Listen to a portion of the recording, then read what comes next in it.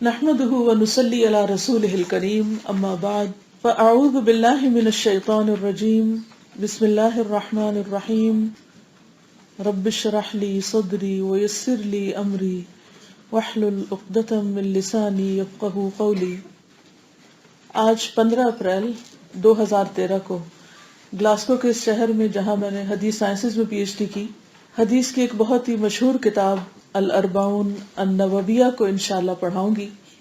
اللہ تعالیٰ سے دعا ہے کہ اللہ تعالیٰ اس علم کو ہمارے لیے علم نافع بنا دے اور ہم واقعی ان مجالس سے بہترین فائدہ اٹھا سکیں۔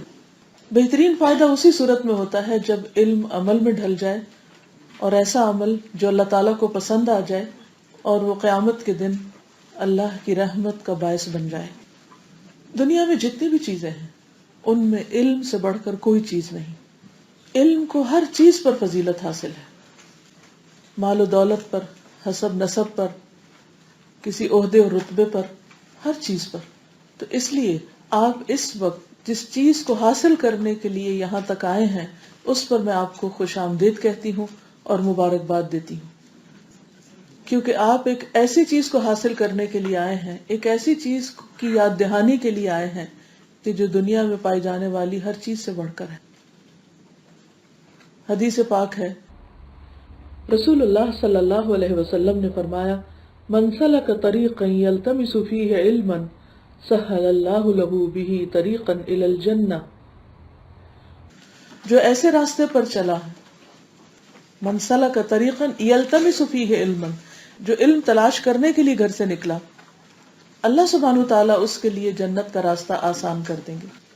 آج جس وقت میں گاڑی میں بیٹھی ہوئی تھی اور میں آ رہی تھی تو میں سوچ رہی تھی کہ جس سڑک پر میں جا رہی ہوں، اگرچہ ایک فاصلہ طے کر رہی ہوں اور یہ فاصلہ المیزان تک کا ہے، لیکن حقیقت یہ ہے کہ یہ فاصلہ جنت تک کا ہے، کہ جنت کا راستہ آسان ہو رہا ہے۔ اللہ تعالیٰ دنیا میں بھی راستے آسان کرتا ہے۔ کل لندن سے یہاں تک کا سفر کیا صرف اور صرف اسی مقصد کے لیے، اور پھر آج صبح گھر سے یہاں تک آنے کا سفر بھی۔ تو سفر دو طرح کے ہوتے ہیں، ایک حصی ہوتا ہے اور ایک معنوی ہوتا ہے۔ حصی سفر تو یہ ہے کہ آپ گھر سے نکلیں، گاڑی میں بیٹھیں اور پھر گاڑی چلا کر یہاں تک پہنچیں، یا کوئی آپ کو لفٹ دے، یا پھر آپ اپنے پاؤں سے چل کر یہاں آئے ایک ایک قدم اٹھا کر۔ لیکن کچھ لوگ ایسے نہیں ہوتے کہ جو آپ کے ساتھ اس حصی سفر میں شریک ہوں، یعنی باقاعدہ چل کر یہاں تک پہنچے، لیکن وہ دراصل معنوی سفر میں شریک ہوتے ہیں۔ معنوی سفر کیا ہے کہ بے شک آپ اپنے گھر میں بیٹھے لیکن آن لائن سن رہے ہیں یا کتاب پڑھ رہے ہیں، تو آپ بھی اسی راستے کے مسافر بن جاتے ہیں۔ ہم میں سے ہر شخص جنت کا شوقین ہے، ہر شخص کی یہ چاہت ہے، لیکن جنت کو جو راستہ جاتا ہے اس راستے پر چلنے کے لیے ہم عام طور پر وقت نہیں پاتے، یا باقی چیزوں کی مصروفیت میں ہم نکل نہیں سکتے۔ لیکن یہ اللہ کا بہت بڑا احسان ہے کہ جس نے اس وقت دنیا کے ہر کام سے زیادہ اس کام کو ہمارے لیے عزیز بنا دیا اور اس کی محبت ہمارے دل میں ڈال دی۔ یہ بھی ہو سکتا تھا کہ ہم ارادہ کرتے اور شیطان ہمارے ارادے میں خلل ڈال دیتا، یہ بھی ہو سکتا تھا کہ ہم جسمانی طور پر بیمار ہو جاتے، یا ہم کسی اور مشکل میں پڑ جاتے، یا ہمیں جاب سے چھٹی نہ ملتی، یا گھر والے نہ آنے دیتے۔ تو یہ سارے راستے کس نے آسان کیے؟ اللہ سبحانہ و تعالیٰ نے۔ تو میری دعا ہے کہ جس رب نے یہ سارے راستے آسان کیے ہیں، وہی رب ہمارے لیے جنت کا راستہ بھی آسان کر دے اور ہمیں اس وقت سے بھرپور فائدہ اٹھانے کی توفیق عطا فرمائے۔ یہاں تک تو ہم آ گئے، لیکن یہاں بیٹھ کر اگر ہماری توجہ اس بات کے علاوہ کسی اور بات کی طرف جاتی ہے تو بھی اس میں خلل آ جائے گا۔ اس وقت اب جو پیچھے آپ چھوڑ چکے ہیں گھر میں، کام میں، اس کو پیچھے ہی چھوڑ دیجئے، اور جو آگے آنے والا ہے اس کے بعد کرنا ہے اس کو بھی بعد میں کیجئے۔ تو اس وقت کے لیے میری درخواست آپ سے یہ ہے کہ آپ حاضر میں رہیے، پریزنٹ میں رہیے، پاسٹ اور فیوچر کو بھول جائیے، تاکہ آپ پورے کا پورا وہ سمیٹ سکیں جو لینے کے لیے آپ تشریف لائے ہیں یہاں پر۔ اور جتنا زیادہ جو لے گا اس کا حصہ اتنا ہی بڑا ہوگا۔ اور جتنے دل سے اور جتنی سچائی کے ساتھ جو اس علم کو حاصل کرے گا اس کے لیے اتنا ہی بڑا فائدہ ہوگا. تو میری اللہ تعالیٰ سے دعا ہے کہ وہ ہمیں اس مجلس میں ہونے والی اللہ اور اس کے رسول صلی اللہ علیہ وسلم کے دیے ہوئے خزانوں اس علم سے بھرپور فائدہ اٹھانے کی توفیق عطا فرمائے اور اس وقت میں برکت ڈال دے تاکہ ہم ضروری چیزیں کریں. سوال یہ پیدا ہوتا ہے کہ حدیث کیوں پڑھیں؟ حدیث ہی کیوں؟ دو بڑی وجوہات ہیں.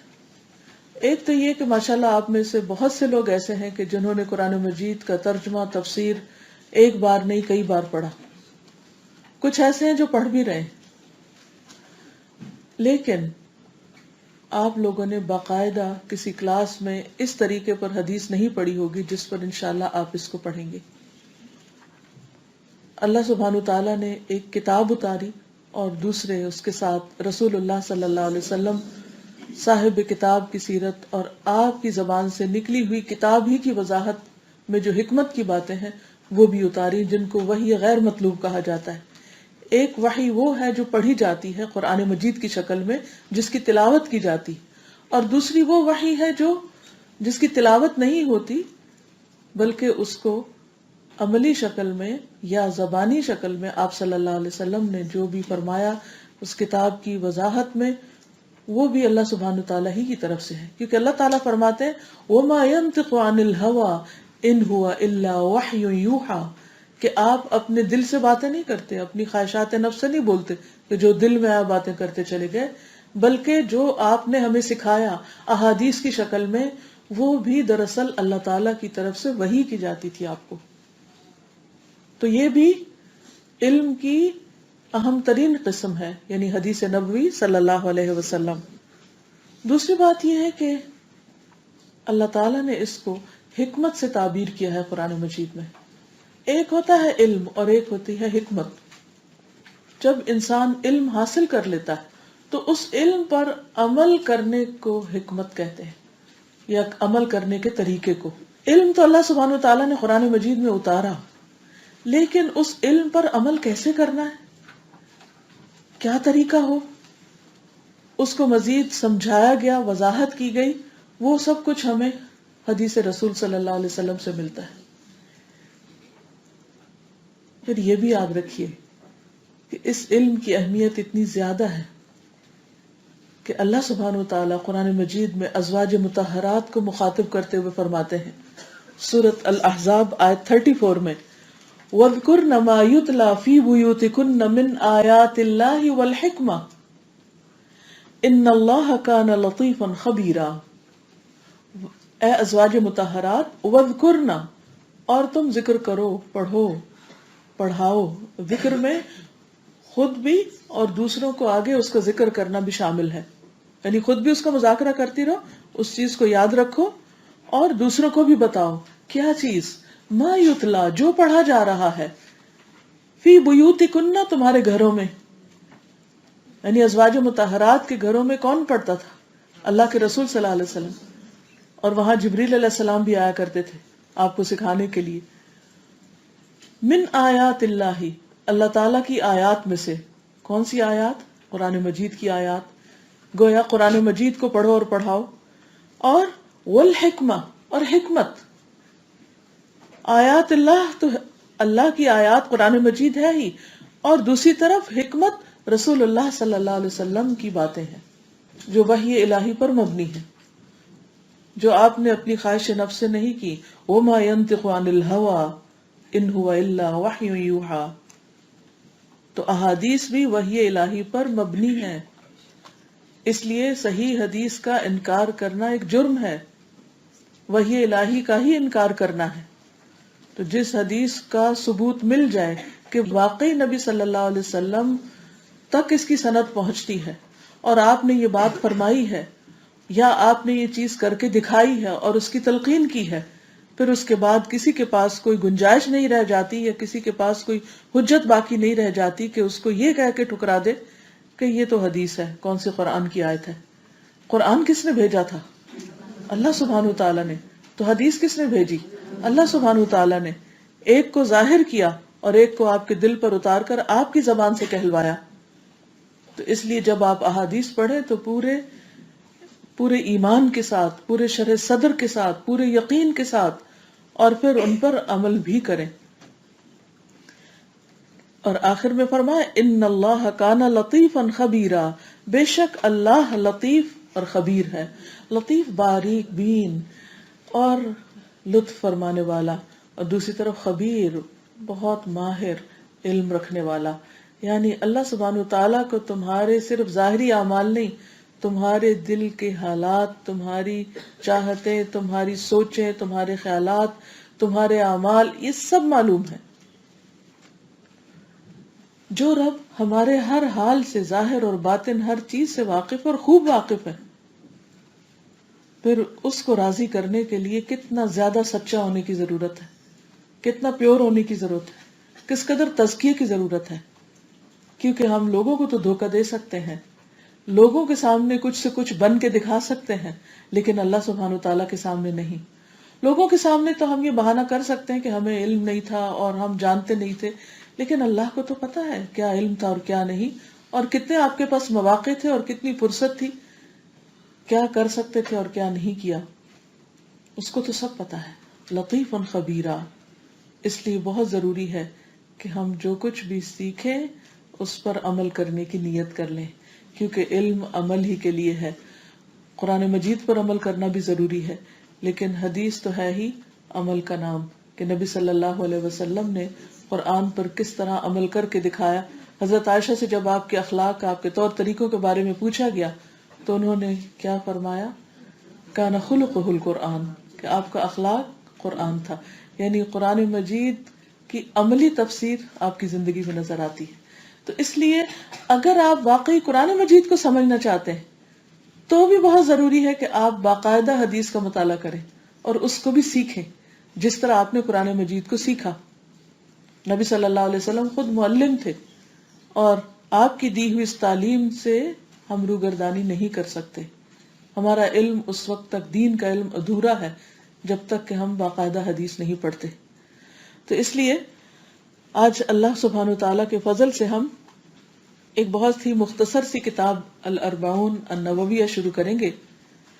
اس کے پہلے نام کے بارے میں، الاربعون، اربعون عربی میں کہتے ہیں 40 کو، اور النوویہ نووی کی 40 حدیثیں.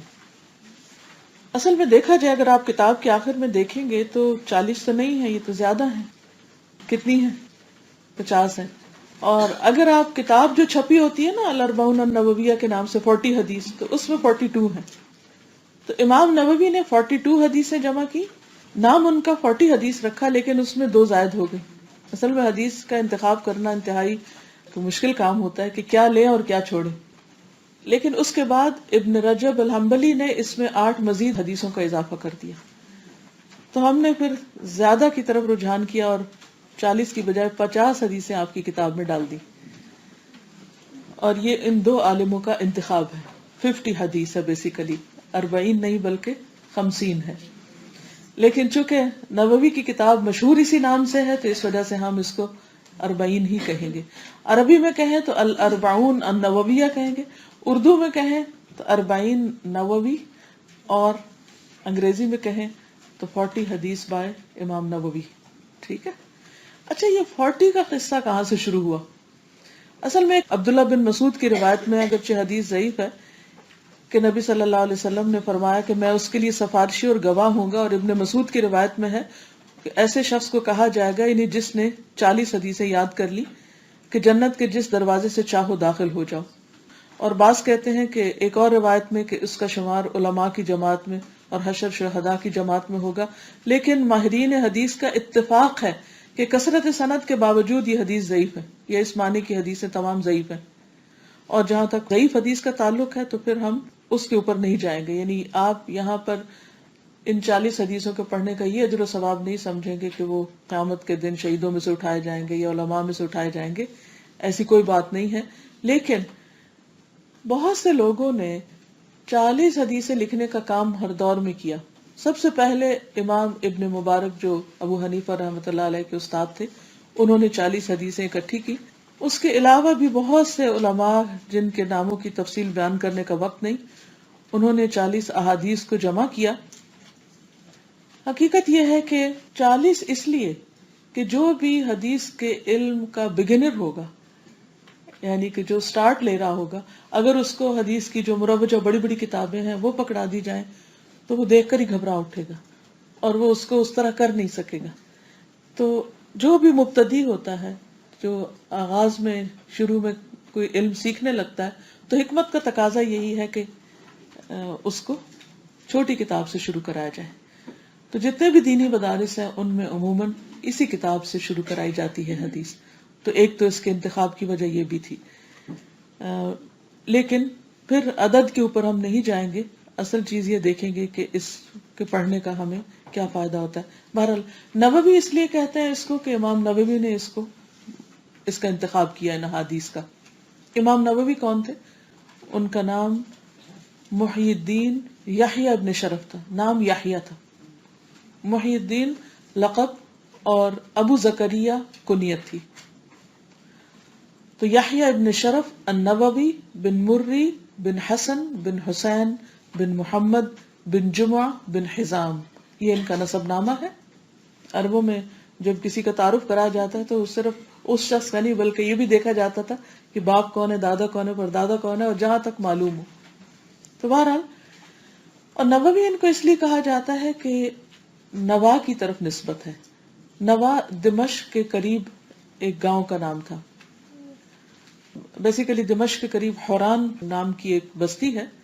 تو ان کے جو بڑے دادا تھے یعنی حزام جو تھے وہ وہاں آ کر اقامت پذیر ہوئے تھے.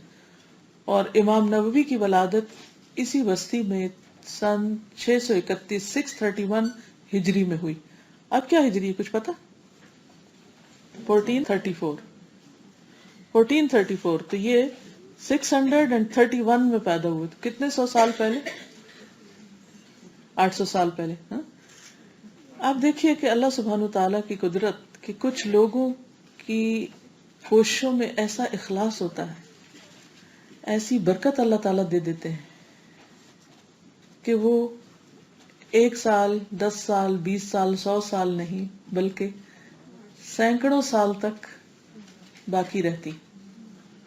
جیسا کہ پہلے میں نے عرض کیا کہ بے شمار لوگوں نے 40 حدیث کے نام سے کتابیں لکھی اور ان میں مختلف طرح کے تفنن پیدا کی. تفنن ورائٹی بھی ہے. مثلا علم کے بارے میں 40 حدیثیں، کسی نے 40 شہر کے 40 علماء سے سنی ہوئی 40 حدیثیں، جیسے ابو طاہر السلفی نے الاربعون البلدانیہ کے نام سے ایک کتاب لکھی کہ وہ 40 سٹیز میں گئے، 40 علماء سے ملے اور ان سب کی ایک ایک حدیث کتاب میں ڈال دی. وہ بھی بڑی مشہور ہوئی کتاب.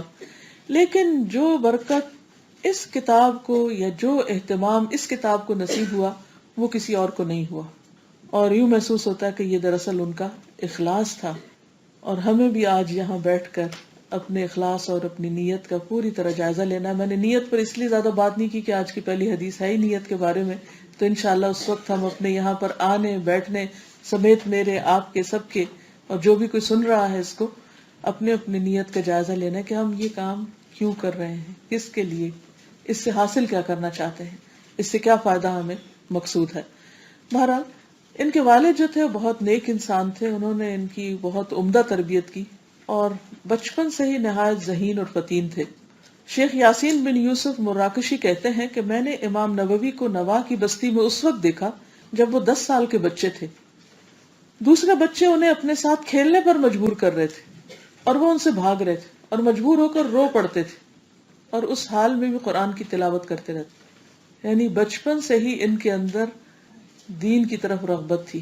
تو کہتے ہیں کہ ان کی یہ سمجھداری دیکھ کر، یعنی بچوں کے بیچ میں، اتنے کھلنڈرے بچوں کے بیچ میں ایک بچہ اس طرح کا دیکھ کر میرے دل میں ان کی خاص محبت پیدا ہو گئی اور میں ان کے استاد کے پاس گیا اور ان کو تاکید کی کہ مجھے امید ہے کہ یہ بچہ اپنے وقت کا بہت بڑا عالم اور زاہد ہوگا، لوگ اس سے فیضیاب ہوں گے. تو انہوں نے کہا کیا تم غیب کا علم جانتے ہو؟ انہوں نے کہا نہیں، میں غیب کا علم نہیں جانتا لیکن آثار یہ بتاتے. اب مثلاً اگر بادل آ رہے ہیں اور کالے کالے بادل آ رہے ہیں اور ہوا چل رہی ہے اور آپ یہ کہہ دیں کہ مجھے لگتا ہے بارش ہوگی، تو کیا یہ غیب کا علم ہے؟ کیا ہے؟ آثار بتا رہے ہیں. تو اسی طرح اگر ایک بچہ باقی بچوں کے بیچ میں کھڑا ہو کر قرآن پڑھ رہا ہے اتنی چھوٹی عمر میں، تو کوئی اس کے بارے میں یہ کہے کہ یہ ایکسیپشنل بچہ ہے اور یہ بڑا ہو کر لگتا ہے کچھ بنے گا، تو یہ غیب کا علم نہیں ہوتا، کوئی پریڈکشن نہیں ہوتی، اور ایسا کہنے میں کوئی گناہ کی بات نہیں ہے، یہ صرف انسان کے قیاس اور ایک اندازہ ہے۔ اور یہ سینس بھی اللہ نے انسان کو دی ہوتی ہے کہ آثار سے کچھ چیزوں کو سمجھ پائے تاکہ وہ آئندہ کے لیے اپنی کچھ راہوں کا انتخاب کر سکے۔ اگر ماں باپ اپنے بچوں کو اسی طرح سمجھنے والے ہوں تو وہ انہیں ان کی مرضی کے خلاف کچھ اور بننے پر مجبور نہ کریں۔ اب یہ تھا کہ جس بستی میں وہ پیدا ہوئے تھے وہاں کوئی دینی ماحول نہیں تھا، کوئی تعلیمی ماحول نہیں تھا، ایک گاؤں سا تھا، جیسے عام طور پر ہوتا ہے کہ جو بیکورڈ ایریاز ہوتے ہیں وہاں پر کوئی بہت بڑا پڑھنے لکھنے کا رجحان نہیں ہوتا۔ تو اس لیے ان کے والد ان کو دمشق لے آئے جو اس وقت علم کا ایک مرکز تھا۔ وہاں بہت بڑے بڑے علماء فضلاء تھے اور ہر طرح کے طالب علم دمشق میں آتے تھے۔ یہ بھی ہماری تاریخ کا ایک بہت سنہرا باب ہے کہ جہاں جہاں عالم ہوتے تھے، جس جس جگہ پر لوگوں کو پتہ چلتا تھا کہ وہاں سے علم حاصل کیا جا سکتا ہے، تو وہ سب کچھ چھوڑ کر اپنی عمر کی جمع پونجی وہاں پر پہنچ جاتے اور وہ سب کچھ سیکھتے۔ آج مسلمانوں کے اندر ایسی جگہیں کم رہ گئی ہیں، لیکن اب عمومی طور پر دنیا میں چند علاقے ایسے ہیں جہاں لوگ اپنی ہائر ایجوکیشن کے لیے رخ کرتے ہیں، اپنی زندگی بھر کی کمائی اور پونجی لگا کر۔ بہرحال دمشق ان دنوں علم کا مرکز تھا۔ تو امام نووی کہتے ہیں کہ میں یہاں 2 سال مقیم رہا، دمشق میں 2 سال رہے، کبھی اپنا پہلو آرام کے لیے زمین پر نہیں رکھا، یعنی کوئی لیزینس نہیں کی اور کوئی سستی نہیں۔ اسی طرح خوراک بھی قوت لا یموت تھی، نہیں اتنا کھاتا تھا کہ مرو نہیں، بہت کم خوراک تھی، رات کو بہت تھوڑا سوتا، نیند کا غلبہ ہوتا تو کچھ دیر کتابوں کے ساتھ ٹیک لگا کر سو جاتا اور پھر اٹھ کر اپنے علمی کاموں میں مصروف ہو جاتا۔ امام زاہبی کہتے ہیں کہ ان کے دن رات کا یہ علمی انہماک جو تھا، اتنا زیادہ علم کے ساتھ شغف کہ دن رات پڑھنا، دن رات سیکھنا یہ ضرب المثل بن گیا، یعنی لوگ مثالیں دینے لگے کہ یعنی نووی کی طرح۔ اس وقت ابھی نووی جو تھے وہ امام نہیں بنے تھے، لیکن اس وقت بھی ان کے لیے ایک احترام اور ان کے لیے ایک محبت کا جذبہ تھا لوگوں کے دلوں میں۔ اب دیکھیے کہ یہ محبتیں اور احترام کیسے ملتا ہے۔ عام طور پر لوگوں کو شکایت ہوتی ہے، لوگ میری پرواہ نہیں کرتے، بچے مجھے نہیں پوچھتے، فلاں نہیں پوچھتا، ساری زندگی لوگ اسی قسم کے شکوے کرتے رہتے ہیں یا اسی غم میں نڈھال رہتے ہیں، خصوصاً خواتین کو پریشانی زیادہ ہوتی۔ اس میں یہ ہے کہ بجائے اس کے کہ لوگوں کے پیچھے ہم بھاگیں اور ان سے محبت کی بھیک مانگیں، ہمیں ایسے کام کرنے چاہیے کہ ہم لوگوں کی ضرورت بن جائیں، کیونکہ جب ہم لوگوں پر توقع رکھیں گے تو لوگ تو خود فقیر ہیں، وہ کیا دے سکتے ہیں۔ لیکن جب ہمارا سارا توکل اللہ کی ذات پر ہو اور ہم اپنی زندگی کی قدر کرتے ہوئے بہترین کاموں میں اپنے آپ کو لگا دیں، ادھر ادھر بازاروں میں گھومنے پھرنے کی بجائے علم حاصل کرنے میں، کیونکہ سب سے بہترین چیز جو اس دنیا میں ہو سکتی ہے وہ علم کا حصول ہے، تو آپ دیکھیں گے اللہ تعالیٰ بندوں کے دل میں بھی ہمارے لیے عزت، احترام اور محبت ڈال دے گا، جو کہ اصل مقصود نہیں ہے علم حاصل کرنے کا۔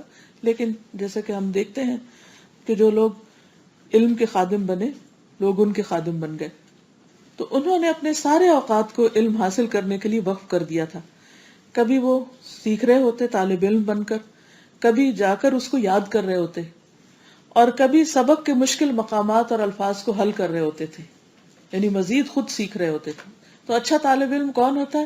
جو کلاس روم میں بھی یکسو ہو کر بیٹھے اور صرف کلاس کی حد تک نہیں سیکھے بلکہ گھر جا کر بھی اس کو پڑھے اور اس کو یاد کرے، جو کہا گیا ہے اپنا ہوم ورک پورا کر کے لائے، نہ کہ اس کو ایک برڈن سمجھے، اور پھر جو چیز سمجھ نہ آئے اس کے بارے میں آئندہ سوال بھی کرے۔ اور سوال کرنے کا طریقہ کیا ہے کہ پہلے اپنے ساتھیوں سے پوچھے کہ یہ بات کس طرح بتائی گئی تھی، کیا اس کا مطلب یہی تھا، یعنی جس کو مذاکرہ کہتے ہیں۔ صحابہ کرام کا طریقہ کیا تھا؟ نبی صلی اللہ علیہ وسلم مسجد نبوی میں ان کو جو سکھاتے، آپ سکھانے کے بعد گھر تشریف لے جاتے، صحابہ نہیں گھر جاتے تھے، وہ گروپس کی شکل میں، حلقات کی شکل میں بیٹھ جاتے اور بیٹھ کر ایک دوسرے کے ساتھ مذاکرہ کرتے اس وقت تک جب تک کہ وہ چیزیں زبانی یاد نہ ہو جاتی۔ آج بہت سے لوگوں کو اس پر اعتراض ہوتا ہے کہ یہ کیسے ممکن ہے کہ اتنی بڑی بڑی حدیثیں لوگوں نے زبانی روایت کر دی جبکہ ان کے پاس لکھنے کے لیے کاغذ قلم بھی نہیں تھا۔ تو ایک حقیقت ہے کہ انہوں نے اگرچہ کاغذ قلم پر سب کچھ نہیں لکھا، لیکن باقاعدہ اہتمام کے ساتھ اپنے سینوں میں لکھا۔ وہ احادیث کو بھی اسی طرح یاد کرتے تھے جیسے قرآن مجید کی آیات کو یاد کیا جاتا ہے، اور پھر ایک دوسرے کو سنا کر اصلاح بھی کروایا کرتے تھے۔ تو مجھے امید ہے کہ آپ میں سے بھی کوئی ایک گروپ ایسا ہوگا ضرور جو بعد میں بیٹھ کے آپس میں ایک دوسرے کو حدیث سنا سکیں، یاد کرا سکیں. میں نے دبئی میں پچھلے سال ہماری ایک کتاب ہے قال رسول اللہ صلی اللہ علیہ وسلم، تو وہ پڑھائی تھی، اور میں نے اسٹوڈنٹس کو بس ایسے موٹیویٹ کیا تھا کہ اگر آپ اس کی کچھ حدیثیں یاد کر لیں. تو اس پر الحمدللہ بہت سے لوگوں نے کوشش کی اور کچھ نے یاد کیا. میں وہاں پڑھا رہی تھی، اور الحمدللہ اسلام آباد کی ہماری ایک اسٹوڈنٹ، جب میں پڑھا کر واپس وہاں پہنچی تو مجھے بتایا گیا کہ اس نے پوری کتاب زبانی یاد کر لی. اور پھر جب اس کی کانوکیشن تھی تو اس نے کھڑے ہو کر جو میں حدیث کے 2 لفظ بولتی تو وہ آگے پوری حدیث بولتی. تو اس طرح اللہ کی تھوڑی سی موٹیویشن کی بات ہے. آپ میں سے بھی کچھ لوگوں کی میموری بہت اچھی ہو سکتی ہے، لیکن ہم نے اس میموری میں لوگوں کے دکھ اور غم اور ہرٹس اور مستقبل کے انہونے خدشات اور اندیشے وہ بھر رکھے ہیں. لہٰذا وہ اتنا آکیوپائڈ ہے مائنڈ کہ کوئی علم کی بات اس میں ٹھہرتی نہیں. اکثر لوگ یہ کہتے ہیں نا حافظہ بڑا کمزور ہو گیا، ادھر پڑھتے ہیں ادھر بھول جاتے ہیں. وہ اس کی وجہ یہ ہے کہ اس پر تو غور و فکر ہی کم کرتے ہیں نا جو پڑھا ہوتا ہے. غور و فکر اور توجہ ایون پڑھتے وقت بھی ہماری ان مسائل کی طرف چلی جاتی جن کا حل ہمارے ہاتھ میں کوئی نہیں اور نہ ہم کچھ کر سکتے. تو ان چیزوں کو سوچنے کی بجائے جتنا بھی وقت اللہ نے دیا ہے، جو بھی زندگی دی ہے، اس میں ہم علم کے ساتھ سنجیدگی اختیار کریں اور اس کو ایکسیلنس کے لیول پر لیں. تو وہ کیا کرتے، کبھی سبق کے مشکل الفاظ اور مقامات یاد کرتے، کبھی مطالعے کتب اور کتابت میں مصروف ہوتے، یعنی ساتھ ساتھ لکھا بھی کرتے تھے. مثلاً آپ یہاں جو پڑھیں سنیں، پھر اگر اللہ نے آپ کو لکھنے کی کچھ صلاحیت دی ہے تو ٹھیک ہے، کسی اخبار میں چھاپنے کے لیے نہیں تو کم از کم اپنے لیے ہی کچھ مضمون لکھ لیں.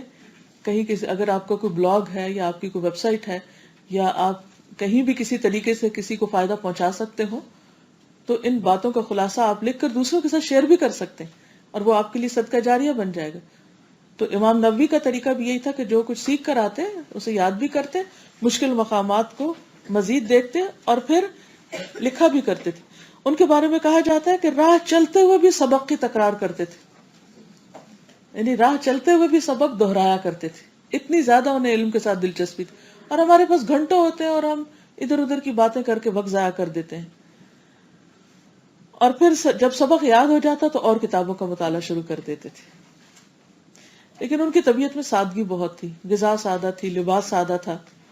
اور اگرچہ یہ ممنوع نہیں ہے کہ انسان اچھا لباس پہنے یا اچھا کھانا کھائے، لیکن ہر ایک کی اپنی پرائرٹی ہوتی ہے زندگی میں کہ وہ کیا چاہتا ہے. کچھ لوگ نفس کی لذتوں کے پیچھے پڑے رہتے ہیں، ان کو بس اچھا ہی کھانا چاہیے، اگر وہ اچھا نہیں ہے تو وہ کھانا ہی نہیں کھائیں گے. ہمارے بچے جیسے اسپائل ہوتے ہیں تو اکثر پھر جنک فوڈ کھاتے رہتے ہیں. کچھ لوگ ان کا سارا ہم و غم یہ ہوتا ہے کہ وہ نظر کس طرح آ رہے ہیں اور اچھے سے اچھا کپڑا پہنے. ان کے مال کا ایک بڑا حصہ کپڑوں میں خرچ ہو جاتا ہے، کپڑوں کی خرید و فروخت پر. اب آپ دیکھیے کہ جب ہمارے سارے شوق دنیا کے ہوں گے، صرف نفس کی لذت، تو یہ سب سے لوور لیول ہے کسی بھی انسان کا. اس سے اوپر کیا ہے کہ انسان اپنے، یعنی ایک تو فزیکل نیڈز ہیں ہماری، پھر ہماری انٹلیکچوئل نیڈز ہیں کہ انسان اپنے ذہن کو وسعت دے، پڑھنے پڑھانے کا کام کرے. پھر اس کے بعد اس سے اپر لیول کی نیڈز ہوتی ہیں اور وہ ہیں ہماری دل کی ضروریات، ہماری اسپرچل نیڈز، اور وہ ہے اللہ سبحانہ وتعالیٰ کی معرفت. یعنی ایک ہوتا ہے زندگی کو کھانے پینے میں گزارنا، اور ایک ہوتا ہے بس اسٹڈی کر لینا، ادھر سے پڑھ لیا ادھر سے پڑھ لیا یا کچھ پڑھا دیا اور بات ختم. اور ایک ہوتا ہے کہ اس سارے سے حاصل کیا ہوا، یعنی ہر علم کے بعد اپنے آپ سے سوال کریں کہ میں اللہ سے کتنا قریب ہوا اور اپنے گناہوں سے کتنا دور ہوا، جنت سے کتنا قریب ہوا اور جہنم سے کتنا دور ہوا. میں نے کتنے ایسے کام کیے جو اللہ کی رحمت کے قریب کرنے والے. ایسا انسان کبھی بھی مطمئن ہو کر نہیں بیٹھتا، وہ کبھی بھی یہ نہیں سمجھتا کہ میں نے بہت کچھ کر لیا. وہ ہر وقت اپنے دل کا جائزہ لیتا رہتا ہے کہ میرے دل میں اللہ کی محبت کتنی آ گئی اور اس میں مزید اضافہ کتنا، میں نے اللہ تعالیٰ کو کتنا پہچانا. اور اس زمین پر اللہ نے جب بھیجا ہی ہمیں اپنی عبادت کے لیے، تو عبادت صرف چند ایکسرسائزز کا نام نہیں کہ کھڑے ہو کے اور رکوع میں اور سجدے میں کچھ کر لیں یا کچھ اور ایکشنز ہم سر انجام دے دیں تو یہ عبادت ہو گئی. اصل عبادت جو ہے ظاہری ریچولز کے علاوہ دل کی کیفیت ہے کہ اندر ہماری کیا ہے اور ہمارا اللہ سبحانہ وتعالیٰ سے کنیکشن کتنا ہے، اور ہمارے دل میں اللہ سبحانہ وتعالیٰ کے دیدار کا شوق کتنا ہے، اس کی ملاقات کا شوق کتنا ہے، اس کا خوف کتنا ہے، اس پر توکل کتنا ہے، اس پر یقین کیسا ہے. یہ سب کچھ ہمیں اپنے آپ سے پوچھنا ہے. تو جو لوگ اس لیول پر جیتے ہیں پھر وہ کھانے کپڑے سے بے نیاز ہو جاتے ہیں، پھر وہ اس پر غمگین اور رنجیدہ نہیں ہوتے کہ مجھے دنیا کی کوئی مادی چیز کیوں نہیں ملی. یہ تو حیوانی سطح پہ جینا ہے نا. پھر ایک انسانی سطح پہ جینا ہے کہ ٹھیک ہے، پڑھنا لکھنا، ڈگری کی، جاب کی، شادی کی، بچے ہوئے. پھر اس کے بعد ایک اور اگلا لیول ہے، اور وہ روحانی سطح پر جینا، کہ ہماری روح جو ہے اور ہمارا دل جو ہے، جیسے اللہ نے دل کو سردار بنایا باقی سارے اعضاء کا، موت بھی جب واقع ہوتی ہے جب دل مر جاتا ہے، اور زندگی تب شروع ہوتی ہے جب دل دھڑکنے لگتا ہے. تو اسی طرح جن لوگوں کا دل ایمان سے، اللہ کی محبت سے دھڑکتا ہے، وہی دراصل اپنی زندگی کا صحیح فائدہ اٹھاتے ہیں اور مقصد پورا کرتے ہیں. تو ایسے لوگ دنیا میں اب بھی ہیں، ہر دور میں رہے ہیں، کبھی زیادہ کبھی کم، لیکن دنیا ان سے خالی نہیں رہی. لیکن میجورٹی جو ہے وہ صرف زبان اور شہوت اور صرف وقتی ہنسی خوشی اور جسمانی لذتوں کے حصول کے لیے جیتی. تو اگر ہم یہ علم حاصل کر رہے ہیں تو ہمیں اپنے آپ کو صرف جسمانی لذتوں میں نہیں رکھنا، بلکہ اس سے اوپر اٹھنا ہے، اس سے اوپر اٹھنا ہے. اوپر اس وقت اٹھ کے آپ پڑھ رہے ہیں، علمی ضرورت پوری کر رہے ہیں، لیکن یہ کافی نہیں. یہ تو صرف ایک مینز، ایک ذریعہ ہے. آپ علم کے رستے پر چلے ہیں، حاصل کچھ اور کرنا ہے. مثلاً ایک درخت لگانے کا مقصد کیا ہوتا ہے؟ کہ اس سے پھل حاصل کیے جائیں. لیکن اگر کوئی بس درخت لگ گیا تو خوش ہو گیا کہ ہاں میرا کام پورا ہو گیا، تو پورا نہیں ہوا. اگر اس کے پتے وغیرہ آگے اور کہیں کہ وہ جو گرین ہو گیا درخت، نہیں، کافی نہیں ہے. ابھی پھول لگ گئے، واہ اور زیادہ خوبصورت ہو گیا، نہیں، کافی نہیں ہے. اب اس میں پھل آئیں گے، اور پھر پھلوں سے آگے پھر بیج بنیں گے. تو آپ دیکھیے کہ ایک درخت اپنا سائیکل کیسے پورا کرتا ہے، کہ اس میں پھول جب لگتے ہیں تو اپنے جوبن پہ، جیسے آج کل آپ دیکھیں گے مختلف درختوں پہ پھول لگ گئے ہیں، تو دیٹس ناٹ دی اینڈ. اس کے بعد اس کے اندر جو پھل آئیں گے، اور پھل بھی پکیں گے، اور جب پھل پک جاتے ہیں تو وہ اپنا پھر بیج آگے دے دیتے ہیں کہ مزید اس کو ملٹیپلائی کر لو. تو بالکل اسی طرح جن لوگوں کا علم پھر پختہ ہو جاتا ہے، وہ رسیلے پھل ہو جاتے ہیں، وہ دوسروں کے لیے غذائیت کا سبب بنتے ہیں، دوسروں کے لیے طاقت کا سبب بنتے ہیں، اور پھر ان کے بیج جو ہے وہ مختلف جگہ پر پھیل کر مزید باغ اگا دیتے ہیں. تو ہم کس لیول پر اپنے آپ کو رکھنا چاہتے ہیں؟ قرآن مجید میں اللہ تعالیٰ نے مومن کی مثال کس سے دی ہے؟ مثلا کلمۃ طیبۃ کشجرۃ طیبۃ اصلها ثابت وفرعها في السماء تؤتي أكلها كل حين بإذن ربها ويضرب الله الأمثال للناس لعلهم يتذكرون. ہمیں وہ شجرہ طیبہ بننا ہے جو اپنے پھل ہر آن دیتا رہے، کسی بھی نیکی کے موقع کو جانے نہ دے. تؤتی اکلها کل حین، جو ایمان اس کے اندر ہے، جو اللہ کی محبت اس کے اندر ہے، اس کا عکس باہر پڑتا رہے اور وہ سب کے فائدے کا بن جائے.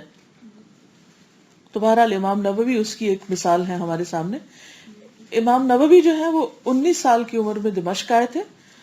28 سال انہوں نے دمشق میں گزارے، اور اس کے بعد دوبارہ نواد چلے گئے، اپنے شہر چلے گئے. اور جو ہی جس سال وہ واپس گئے، اسی سال 676 ہجری میں کچھ عرصہ بیمار رہ کر انتقال کر گئے، لیکن اپنی علمی خدمات کی وجہ سے ہمیشہ کے لیے زندہ ہو گئے. امام نووی فوت ہو گئے صرف 45 ایئرز کی عمر میں، بے شمار کتابیں لکھ کر. ان کی کتاب الاربعون النوویہ کے علاوہ ریاض الصالحین تقریباً تمام مدارس کی نصابی کتاب. کوئی بھی مسلمان جو تھوڑے بہت بھی علم سے شغف رکھتا، وہ یہ 2 کتابیں، یہ ہو نہیں سکتا. دنیا کا مشرق ہو یا مغرب، عرب دنیا ہو یا ویسٹرن ورلڈ ہو یا کہیں بھی، کوئی اسلامی نصاب پورا ہی نہیں ہوتا ان کی کتابوں کے بغیر. کتنا بڑا کام کر کے. تو جب انسان انسانوں کے فائدے کے کام کر جاتا ہے دنیا میں، تو اللہ سبحانہ و تعالیٰ اس کو ہمیشہ کے لیے پھر جنت کی بہاریں دکھاتا ہے جو کبھی ختم نہیں ہوں گی. ایک وہ زندگی ہے کہ ہم یہاں کی بہاروں کے پیچھے دوڑتے رہیں، اور ایک وہ زندگی ہے کہ ہمیشہ کی بہاروں کے سودے کر لیں. اب یہ آپ پر ہے کہ آپ اپنے لیے کیا چاہتے ہیں. کیا آپ اپنا وقت ادھر ادھر کی باتوں میں، ادھر ادھر کے تبصروں میں گزار دیں گے، یا واقعی کوئی حقیقی علم حاصل کرنے میں اور پھر اس پر عمل کر کے دوسروں کو وہ پھل آگے دینے میں. تو بہرحال یہ ہے صاحب کتاب جن کی کتاب آپ پڑھیں گے. اور جیسا کہ میں نے عرض کیا کہ کتاب الاربعین 40 حدیثوں کی کتاب ہے، لیکن اس میں ہم نے 50 حدیثیں شامل کر دی ہیں تاکہ آپ ان کے اندر دین کی جو بنیادی باتیں ہیں ان کو بھی آپ سیکھ سکیں. یاد رکھیے کہ اس کتاب کی بہت سی شرحیں موجود ہیں، یعنی اس کتاب میں جو حدیثیں ہیں ان کو بہت لوگوں نے ایکسپلین کیا ہوا ہے. اس میں خاص طور پر ابن دقیق العید کی کتاب ہے، ابن حجر کی کتاب ہے شرح الاربعین، پھر المبین المعین ملا علی قاری کی ہے، الفتح المبین ابن حجر الاسقلانی کی ہے، پھر شرح ہاشم شرح اربعین علامہ زبیدی کی ہے، شرح اربعین پروفیسر غلام محمد حریری کی اردو میں بھی ہے. پھر ایک اور ہیں، دو پروفیسر عبدالحفیظ اور ظفر اقبال، انہوں نے بھی ان کی شرح کی ہے. پھر اردو میں شرح ہوئی ہے 40 احادیث کے نام سے، پروفیسر سعید مجتبیٰ سعیدی نے کی ہے. تو بہرحال اس ٹاپک پر بہت ساری شروحات بھی موجود ہیں، یعنی آپ چاہیں تو ان احادیث کی وہ شرح استعمال بھی کر سکتے ہیں، پڑھ بھی سکتے ہیں. لیکن اس کے علاوہ جو مشہور شرح ہے شیخ ابن عثیمین کی، اس میں بھی بہت کام کے نکات ہیں. بہت سے لوگوں نے اس کو پڑھا ہے، پڑھایا ہے، مختلف زبانوں میں اس کتاب کے ترجمے ہوئے حدیث کے. تو کوشش ہوگی کہ ان احادیث میں جو بنیادی مفہوم ہے وہ آپ کے سامنے رکھوں. پڑھنے کا طریقہ یہ ہوگا کہ انشاءاللہ میں آپ کو پہلے عربی میں حدیث کہلواؤں گی اور آپ میرے پیچھے پڑھیں گے تاکہ آپ کو عربی عبارت پڑھنی آئے. اور جب عربی عبارت پڑھیں تو یہ سوچ کر پڑھیں کہ یہ نبی صلی اللہ علیہ وسلم کے الفاظ ہیں. جس شخص کو نبی صلی اللہ علیہ وسلم سے محبت ہو وہ لازمی طور پر ان کے الفاظ اور ان کی باتوں سے بھی محبت کرے گا. پھر میں ان کا لفظی ترجمہ کروں گی، پھر اس کے بعد بامحاورہ ترجمہ اور ساتھ ساتھ الفاظ کی وضاحت اور شرح، اور آخر میں کرنے کے کام جو آپ ہی بتائیں گے مجھے. تو اس لیے اٹینٹیولی سنیے کہ اس میں سے عمل کی باتیں آپ نے کیا نکالی. یہ جو اس وقت کتاب آپ کو ٹیکسٹ بک کے طور پر دی گئی ہے، اس کو اس طریقے پر خاص طور پر تیار کروایا گیا ہے ایک ورک بک کے طور پر، کہ جیسے ایک طالب علم ہوتا ہے، آپ کے بچے بھی اسکولز میں جاتے ہیں اور وہ اس میں جو ایک تو ٹیچر کی بک ہوتی ہے اور ایک اسٹوڈنٹ بک ہوتی ہے اور پھر اس میں وہ ایکٹیویٹی بک ہوتی ہے. تو اس کو آپ سمجھے کہ ایک ایکٹیویٹی بک ہے، یہ ورک بک ہے. یہ صرف ٹیکسٹ پڑھنے کے لیے نہیں. اگر ٹیکسٹ کی بات ہوتی تو چھوٹی پتلی چھپی ہوئی ہم آپ کو دے دیتے، لیکن ہم یہ چاہتے ہیں کہ آپ اس سے پورا فائدہ اٹھائیں. اس میں انشاءاللہ میں جب عربی عبارت کہلواؤں گی تو اگر کہیں زبر زیر نہیں تو آپ وہ لگا لیجئے. ویسے تو کوشش کی ہے کہ اعراب کے ساتھ ہی ہو.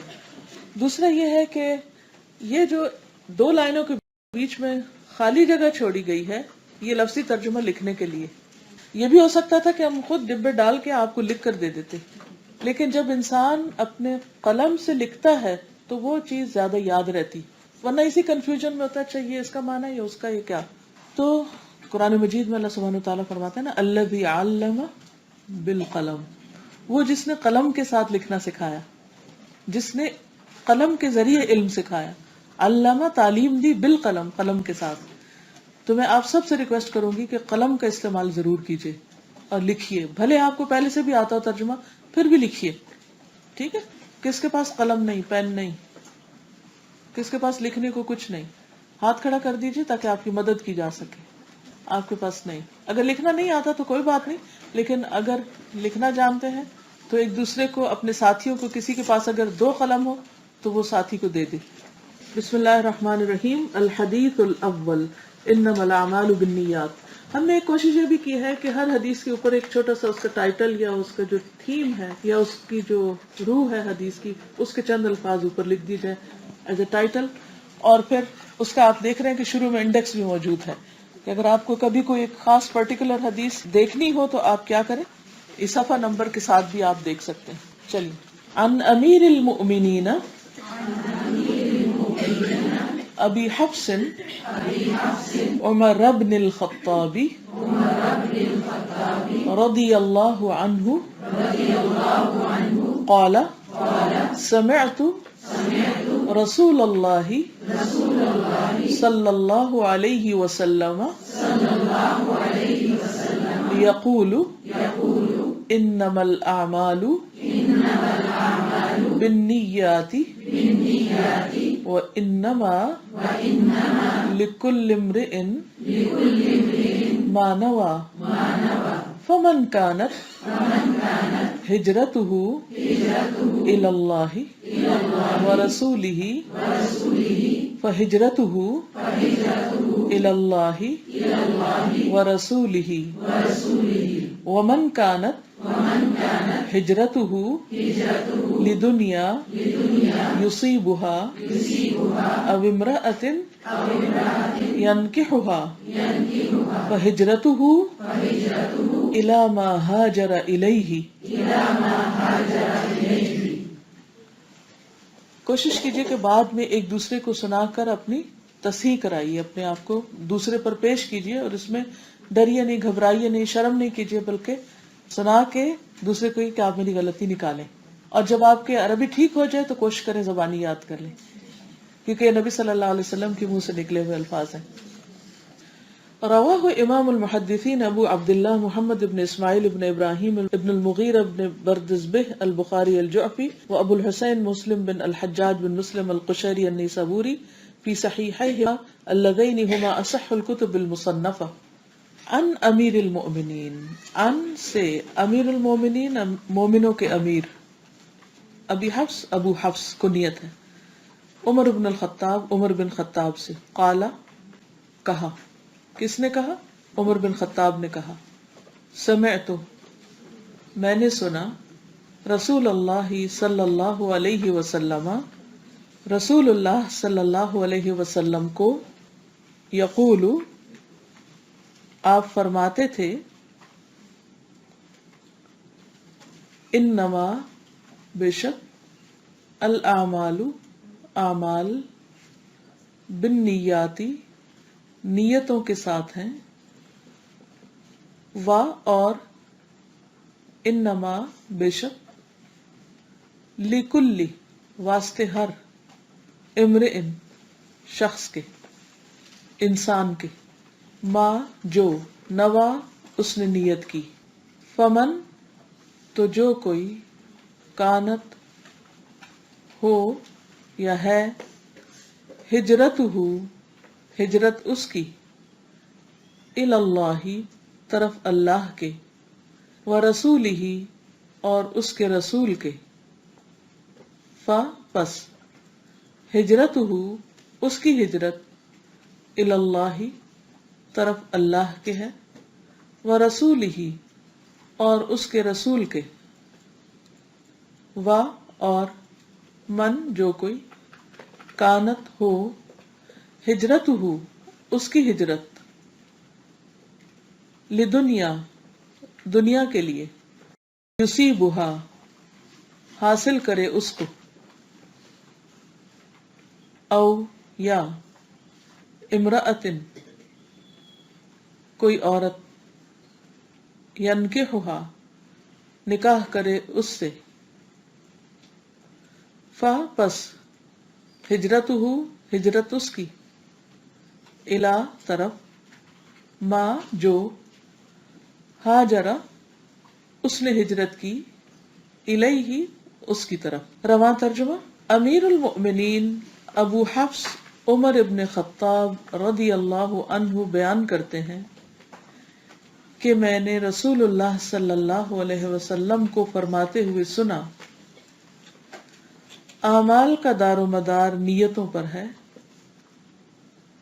हर इंसान के लिए वही है जो उसने नियत की, सो जिसने हिजरत की अल्लाह और उसके रसूल की तरफ, तो उसकी हिजरत अल्लाह और उसके रसूल की तरफ है, और जिसने दुनिया हासिल करने के लिए हिजरत की या किसी औरत के लिए कि उससे निकाह कर ले, तो उसकी हिजरत उसी की तरफ है जिसकी तरफ उसने हिजरत की है।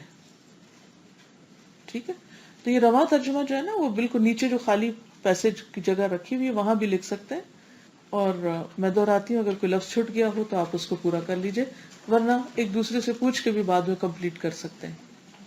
अमीरुल मोमिनीन अबू हफ्स उमर बिन खत्ताब रदियल्लाहु अन्हु बयान करते हैं कि मैंने रसूलुल्लाह सल्लल्लाहु अलैहि वसल्लम को फरमाते हुए सुना, आमाल का दारोमदार नियतों पर है, हर इंसान के लिए वही है जो उसने नियत की, सो जिसने हिजरत की अल्लाह और उसके रसूल की तरफ, तो उसकी हिजरत अल्लाह और उसके रसूल की तरफ है, और जिसने दुनिया हासिल करने के लिए हिजरत की या किसी औरत से निकाह करने के लिए या किसी औरत के लिए कि उससे निकाह कर ले, तो उसकी हिजरत उसी की तरफ है। جس کی طرف اس نے ہجرت کی ہے، یعنی عورت کی طرف ہے. یہ حدیث دین کے اصولوں میں سے ہے. اصول کہتے ہیں نا جڑ، بنیاد کو. جیسے شجرہ طیبہ کی بات ہم نے پڑھی، اصلها ثابت، اس کی اصل، اس کے اصول، اس کی جڑ، اس کی بنیاد مضبوط ہے. یعنی بندہ مومن کی جو نیت ہے وہ بڑی خالص ہوتی ہے، اور کسی بھی عمل کے پیچھے اس کی اچھی نیت وہ دراصل اس درخت کو، اس انسان کو مضبوطی اور استقامت دیتی ہے. تو یہ حدیث دین کے اصولوں کی اصل میں سے، اور ہر ٹاپک اور ہر انسان سے متعلق، ہر مسلمان سے متعلق ہے، کیونکہ ہر عمل کے پیچھے کوئی نہ کوئی ارادہ ہوتا ہے، کوئی نہ کوئی نیت ہوتی، اور دو میں سے ایک ہوتا ہے، اللہ کی رضا کا حصول یا پھر دنیاوی غرض کا حصول، دنیا کی کسی چیز کا حصول. یعنی انسان کا کوئی عمل نیت سے خالی نہیں ہوتا، ہر عمل کے پیچھے یا تو اللہ کی رضا مقصود ہوگی یا پھر دنیا کی کوئی غرض، دنیا کا کوئی مطلب، دنیا کا کوئی فائدہ. تو دونوں کو آپ آمنے سامنے رکھ لیں. اب انسان کا درخت کس طرح کا ہوگا، یعنی وہ انسان کیسا انسان ہوگا، اس کے اعمال کس طرح اگیں گے، کتنے مضبوط ہوں گے، کتنے پھلے پھولیں گے، کتنے پھل اس میں لگیں گے، وہ آگے کتنے ملٹی پلائی ہوں گے، یہ ڈپینڈ کرتا ہے کہ آپ نے کوئی کام کس نیت سے کیا. جتنی اچھی نیت ہوگی، جتنا اچھا بیج ہوگا، اتنا اچھا درخت نکلے گا، اتنا زیادہ فائدہ ہوگا دنیا کے اعتبار سے، اور آخرت کے اعتبار سے بھی اسی کے مطابق اجر ملے گا. جس مقصد کے لیے کام کیا اسی طرح کا اجر ملے گا. حدیث میں آتا ہے، رسول اللہ صلی اللہ علیہ وسلم نے فرمایا، اللہ تبارک و تعالیٰ فرماتے ہیں، من عمل عملا اشرک فیہ معی غیری ترکتہ وشرکہ. صحیح مسلم کی حدیث ہے 7666. معنی کیا ہے؟ اللہ تبارک و تعالیٰ فرماتے ہیں، جو شخص کوئی عمل سر انجام دے، مثلا میں کوئی کام کروں، جیسے اس وقت پڑھا رہی ہوں، یا آپ اس وقت پڑھ رہے ہیں، یا لکھ رہے ہیں، سیکھ رہے ہیں، تو جو شخص کوئی کام کرے مثلا پڑھنے یا پڑھانے کا، اس میں میرے ساتھ کسی اور کو شریک کر لے، غرض دنیا کا کوئی فائدہ ہو، مال کی طلب ہو، یا جاہ کی حرص ہو، یا تعریف کا شوق ہو، یا کوئی اور مادی فائدہ ہو، یا کوئی ہڈن غرض بیچ میں شامل ہو، تو اللہ تعالیٰ فرماتے ہیں میں اس کو بھی چھوڑ دوں گا، یعنی اس بندے کی مدد نہیں کروں گا، وہ اپنے کام میں کامیاب نہیں ہوگا، اور اس کے شرک والے عمل کو بھی چھوڑ دوں گا. یعنی دنیا میں بھی پھر میری مدد اور تائید اس کو حاصل نہیں ہوگی، اور آخرت میں بھی اس بندے کو میری طرف سے کوئی رحمت یا مدد میں حصہ نہیں ملے گا، اور نہ اس کے عمل کا اس کو کوئی پھل یا صلہ ملے گا. تو اس لیے پیاری بہنوں، سب سے پہلے اس وقت ہم آج یہاں آنے اور بیٹھنے کے بارے میں اپنے اپنے دل کا، اپنی سوچ کا جائزہ لیتے ہیں کہ میں کیوں پڑھ رہی ہوں، یا میں کیوں پڑھا رہی ہوں، کیوں آئی ہوں یہاں، کیا میرا اور کوئی کام نہیں تھا، کیا غرض ہے یہاں آنے کی، کیا سوچ کر آئی ہوں، یہاں اس وقت اس جگہ کیوں بیٹھی ہوں، اس سارے پڑھانے کا کیا مقصد ہے. اور آپ بھی اپنے آپ سے پوچھیں، کیا کسی دوست کی ملاقات سے آئی ہوں، یا ایسے ہی جائزہ لینے آئی ہوں، یا ایسے ہی بس وقت تھا تو سوچا پاس کر لیں جا کے وہاں، یا کسی کے مقابلے میں آئی ہوں، یا کیا مقصد ہے، یا پھر واقعی اللہ کو خوش کرنے کے لیے آئی ہوں کہ یا رب، جیسے موسیٰ علیہ السلام اپنی قوم سے آگے تھے نا، جئت الیک رب لترضی، اللہ دوڑتا ہوا آیا ہوں تیری طرف تاکہ تو راضی ہو جائے، تو خوش ہو جائے، تیری خوشی کے لیے آیا ہوں. میں جاہل ہوں، میں لا علم ہوں، میں جاننا چاہتا ہوں کہ تو ہمارے لیے کیا پسند کرتا ہے، تجھے کیسے عمل چاہیے. میں اپنی اصلاح کے لیے آیا ہوں، اپنی علمی ترقی کے لیے آیا ہوں، اپنی روحانی ترقی کے لیے آیا ہوں، تاکہ میں زیادہ سے زیادہ بہتر کام کر سکوں. اگر ہماری نیت خالص ہوگی، صرف اللہ کی رضا اور کوئی غرض نہیں، تو آپ دیکھیے کہ ہمارے لیے یہ کام بھی آسان ہو جائے گا، وقت میں بھی برکت ہوگی، اس کے آگے بھی بے شمار فائدے ہوں گے.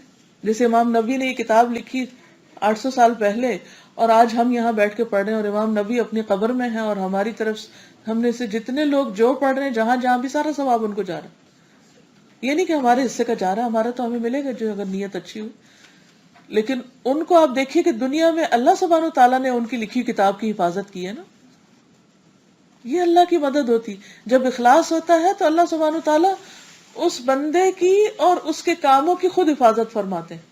اور اگر بندہ اللہ کے سوا کسی اور کو شریک کر لے، کوئی اور مقصد شریک کر لے، تو اللہ تعالیٰ فرماتے ہیں ترکتہ وشرکہ، ترکتہ، میں چھوڑ دیا اس کو بھی اور اس کے شرک کو بھی، جو اس نے شرک والا کام کیا تھا. امام شافعی کہتے ہیں کہ یہ حدیث فقہ کے 70 موضوعات پر مشتمل ہے. بعض کا کہنا ہے کہ اگر 100 کتابیں لکھی جائیں تو یہ حدیث ہر کتاب کے مقدمے میں لکھی جائے گی.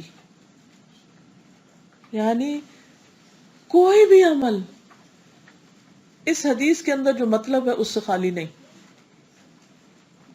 ہر عمل یا ہر کام کے لیے ارادہ، اور ہر کام کے لیے 2 میں سے ایک ارادہ، یا اللہ کی رضا یا دنیا کا کوئی مطلب. تو جیسی نیت ہوگی ویسا ہی پھل ملے گا. عبد الرحمن بن مہدی کہتے ہیں کہ جو بھی کوئی کتاب لکھنا چاہے تو چاہیے کہ اسی حدیث سے ابتدا کرے. یہ نہیں کہ ایک رسم کے طور پر شروع میں بس چپکا دے، بلکہ ہر کام کے شروع میں اپنے آپ کو جانچے، یعنی اپنی نیت کا جائزہ لے. امام احمد کہتے ہیں کہ اسلام کے اصول 3 حدیثوں پر مبنی. اسلام کے اصول 3 حدیثوں پر مبنی ہے. ایک حدیث عمر. اچھا، یہ حدیث بائی دی وے حدیث عمر کے نام سے مشہور ہے کیونکہ صرف حضرت عمر ہی ہیں صحابہ میں سے جنہوں نے اس کو روایت کیا. دوسری حدیث عائشہ، من احدث فی امرنا ھذا ما لیس منہ فہو رد، جو ہمارے اس کام میں یعنی دین میں کوئی نئی چیز ایجاد کر لے وہ مردود ہے، ریجیکٹڈ ہے.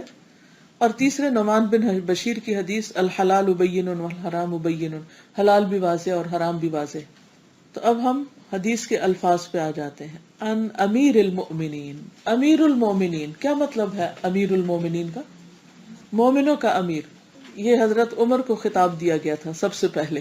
امیر المومنین سب سے پہلے حضرت عمر کو ٹائٹل ملا تھا. رسول اللہ صلی اللہ علیہ وسلم کی وفات کے بعد حضرت ابو بکر رضی اللہ تعالیٰ عنہ کو جب خلیفہ بنایا گیا تو لوگ ان کو خلیفۃ رسول اللہ کہتے تھے. اللہ کے رسول صلی اللہ علیہ وسلم کے خلیفہ یعنی جانشین، بعد میں آنے والے. جب عمر آئے تو لوگ کہنے لگے خلیفۃ رسول اللہ صلی اللہ علیہ وسلم، رسول اللہ صلی اللہ علیہ وسلم کے جانشین کے جانشین. اب ڈبل ہو گئے، خلیفۃ رسول اللہ صلی اللہ علیہ وسلم. لمبا ہو گیا نا ٹائٹل. اب انہیں کوئی سمجھ نہیں آ رہی تھی لیکن ایسے ہی کہہ رہے تھے.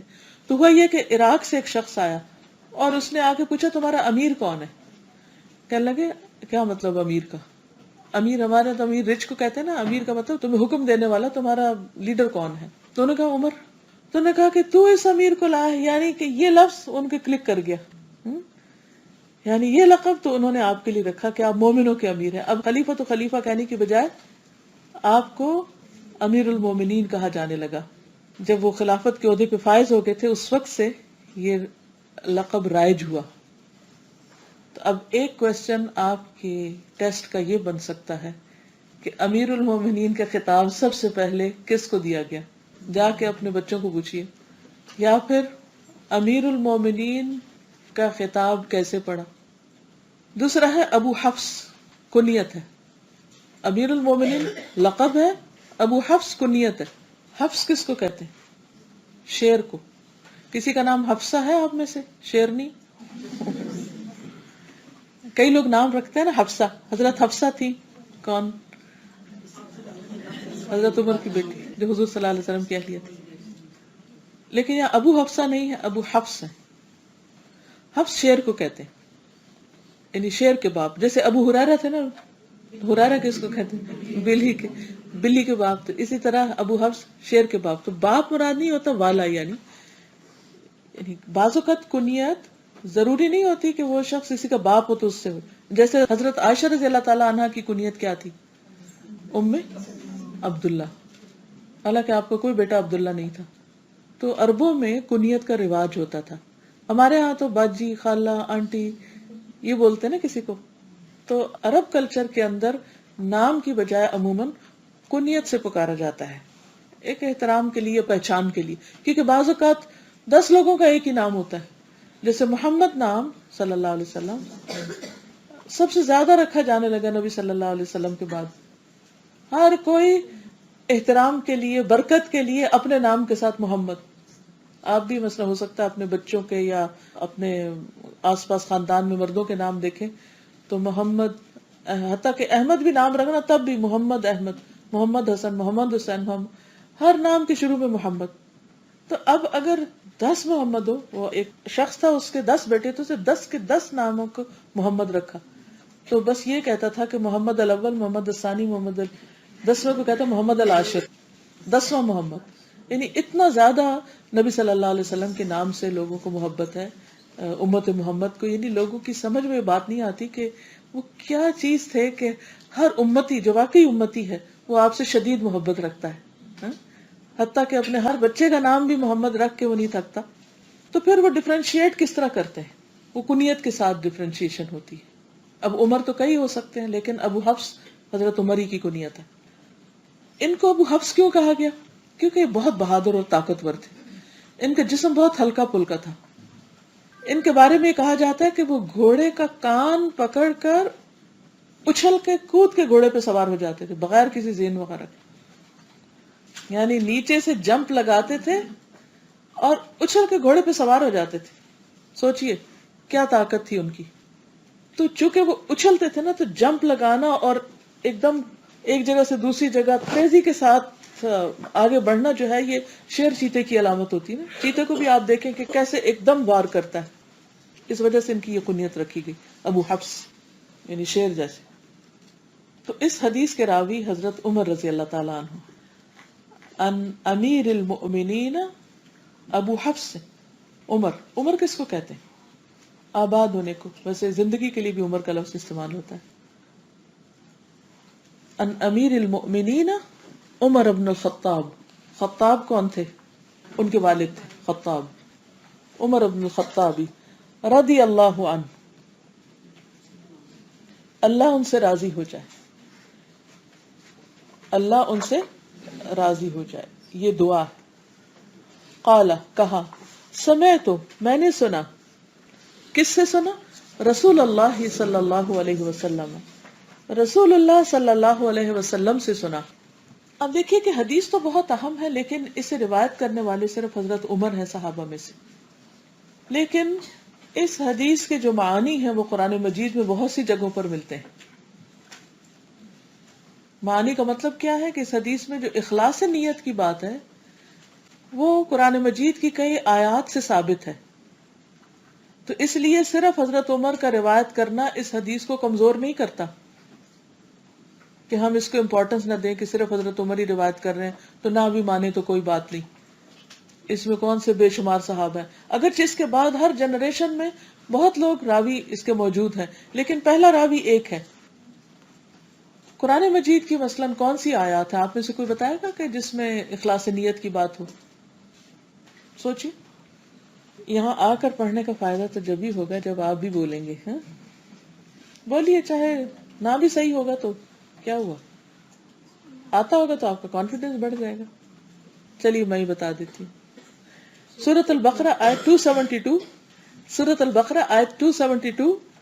قرآن پاک میں اللہ تعالیٰ فرماتے وَمَا تُنْفِقُونَ إِلَّا ابْتِغَاءَ وَجْهِ اللَّهِ، اور تم خرچ نہیں کرتے مگر اللہ کا چہرہ طلب کرنے کے لیے، اللہ کے دیدار کے لیے خرچ کرتے ہو. یہ ہے اخلاص. اور جو شخص اللہ کی محبت رکھتا ہو اس کو اللہ کے راستے میں خرچ کرنا اس لیے مشکل نہیں لگتا کہ اس کی ایک بہت بڑی طلب ہے، تڑپ ہے، تمنا ہے. اب دیکھیے کہ دنیا میں بھی ہم اپنے عزیزوں پیاروں کو دیکھنے کے لیے کیا کیا خرچ کرتے ہیں. سارا سال لوگ کام کرتے ہیں تاکہ پاکستان جا کر یا اپنے بیک ہوم جا کر اپنے ماں باپ کا چہرہ دیکھ لیں، اپنے بہن بھائیوں کا دیکھ لیں. اور اگر زندگی میں نہیں جا سکتے تو جب کوئی فوت ہو جاتا ہے تو مرے ہوئے کا چہرہ دیکھنے کے لیے اتنی بڑی بڑی رقم خرچ کرتے ہیں اپنے خون پسینے کی کمائی. کیوں کرتے ہیں؟ کوئی بتائے گا؟ محبت ہوتی ہے، اور اصل وجہ یہ محبت ہوتی ہے. آخری دیدار کے لیے کہ اس کے بعد پھر موقع نہیں ملے گا. کہ جو چیز انسان کو اتنا بڑا مال خرچ کرنے پر تڑپا دیتی کہ 10 10 سال 20 20 سال لوگ گھر نہیں جاتے، اور جب کوئی فوت ہو جاتا ہے تو اس لیے بھی جاتے ہیں، ٹھیک ہے بعض اوقات رسمی دنیا بھی ہوتی، لیکن بعض لوگ بڑا جینوئنلی جاتے ہیں کہ جا کے ایک دفعہ چہرہ دیکھ لیں. یہی کہتے ہیں نا، چہرہ دیکھ لیں. کس کا چہرہ دیکھنے کو دل چاہتا ہے آپ؟ جس سے محبت ہوتی، اور جس کی جتنی زیادہ محبت ہوتی ہے اس کا چہرہ دیکھنے کی اتنی ہی تڑپ ہوتی ہے. ایک جھلک دیکھ لیں، اور جب دیکھتے ہیں تو آنکھیں ٹھنڈی ہو جاتی ہیں کہ شکر ہے دیکھ لیا. اور پھر بار بار دیکھتے ہیں اور پھر پیار سے دیکھتے ہیں. اللہ سے کیسی محبت ہے ہماری کہ ہمیں وہ شوق ہی کوئی نہیں اس کا چہرہ دیکھنے کا. ایک دفعہ 14ویں کا چاند نکلا ہوا تھا تو نبی صلی اللہ علیہ وسلم فرمایا کیا تم اس چاند کو دیکھتے ہوئے کوئی مشکل محسوس کر رہے؟ نہیں. قیامت کے دن تم اللہ سبحانہ وتعالیٰ کو بھی ایسے ہی دیکھو گے، بیچ میں کوئی بادل نہیں ہوں گے، کوئی کچھ نہیں. تو کبھی اللہ کے راستے میں مال خرچ کرنے کو دل نہ چاہے نا، تو یہ سوچ کے کریں کہ اللہ اس کے بدلے تیرا دیدار چاہتی ہوں، کسی سے کچھ نہیں چاہیے. تو نیت خالص ہو جائے گی نا. کتنی خالص ہو جائے گی؟ کوئی غرض ہی نہیں رہے گی. اچھا اس میں فائدہ کیا؟ فائدہ بھی تمہارا اپنا ہے، کیونکہ بعض اوقات ہم کسی پہ خرچ کیے جاتے ہیں وہ مڑ کے شکریہ بھی نہیں کہتے، تو پھر ہمارا دل تڑپتا ہے کہ یہ کیسے ناخلف ہے. ہر وقت ہم ہی مدد کرتے رہتے ہیں، ادھر سے تو کبھی رسپانس ہی نہیں آیا کوئی. ہمیں ان کا رسپانس نہیں چاہیے ہوتا، اور رسپانس نہ آنے کے باوجود بھی ہم بے پناہ خوش ہوتے ہیں، کیونکہ ہمارے امیجنیشن، ہمارے دل میں کچھ اور چاہت ہے، ہم کچھ اور چاہ رہے ہیں. ہم یہ نہیں چاہتے کہ وہ کوئی ہمیں آ کے شکریہ کہے، اور کوئی ہمیں ہماری تعریف کرے، اور کوئی ہماری بڑائی بیان کرے کہ بھئی اس نے تو واہ واہ اتنا خرچ کیا. یہ باتیں پھر اچھی نہیں لگتی. کوئی کرے بھی تو دل گھٹتا ہے کہ یہ کیا ہوا، اس لیے تھوڑی کیا تھا. وَمَا تُنْفِقُونَ إِلَّا ابْتِغَاءَ وَجْهِ اللَّهِ. پھر سورۃ الفتح آیت 29، اللہ سبحانہ وتعالیٰ کا فرمان ہے محمد الرسول اللہ والذین معه اشداء علی الکفار رحماء بینہم تراہم رکعا سجدا یبتغون فضلا من اللہ ورضوانا. محمد اللہ کے رسول ہیں، اور وہ لوگ جو اس کے ساتھ ہیں کافروں پر سخت ہیں، یعنی صحابہ کرام، اور آپس میں نہایت رحم دل. تم انہیں اس حال میں دیکھو گے کہ رکوع کرنے والے ہیں، سجدے کرنے والے ہیں، یعنی ان کی پہچان تھی کہ جب فرصت ملی نماز پہ کھڑے ہو گئے، اپنے رب کا فضل اور اس کی رضا چاہتے ہیں. یبتغون فضلا من اللہ ورضوانا. ان کی چاہت کیا ہے اس رکوع اور سجدے سے؟ کہ اللہ کی رضا اور اللہ کا فضل ملے. اللہ کا فضل چاہتے ہیں. کچھ لوگ ہیں کہ وہ کوئی کام کرتے ہیں تو کیا چاہتے ہیں کہ لوگ ان پہ مہربان ہو جائیں، لوگوں کا فضل چاہتے ہیں، لوگوں کی رضامندی چاہتے ہیں، ان کا اپروول چاہتے ہیں، وہ خوش ہیں کہ نہیں، بار بار ان کی طرف دیکھتے رہتے ہیں کہ یہ خوش ہوئے کہ نہیں مجھ سے، ان کی ایکسپیکٹیشن کے مطابق کام کیا کہ نہیں. اور کچھ ایسے ہیں جو چاہتے ہیں میرا رب راضی ہوا کہ نہیں، کوئی مجھے بتا دے میرا رب خوش ہے کہ نہیں. ان کی ساری تڑپ اس بات پر ہوتی ہے یبتغون فضلا من اللہ ورضوانا. اور اگر ان کی کوئی ضرورت ہے وہ بھی اللہ ہی سے چاہتے ہیں، اللہ کا فضل، کیونکہ جس پر اللہ کا فضل ہو جائے کیا اس کی کوئی ضرورت پوری ہونے سے رہ سکتی ہے؟ ہرگز نہیں. اور جو بندوں پہ تکیہ کیے ہوئے اور بندوں کی طرف نظر اٹھا اٹھا کے دیکھتا ہو تو بندے تو اپنی مرضی کے ہیں، وہ آپ کو کیوں چاہیں گے؟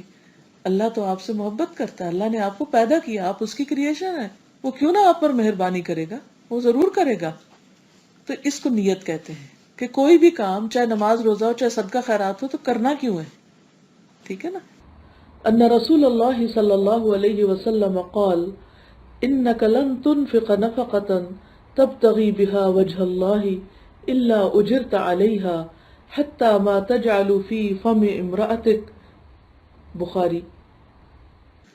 بے شک تو جو کچھ خرچ کرے اور اس سے تیری نیت اللہ کی رضا حاصل کرنی ہو تو تجھ کو اس کا ثواب ملے گا، یہاں تک کہ اس پر بھی جو تو اپنی بیوی کے منہ میں ڈالے.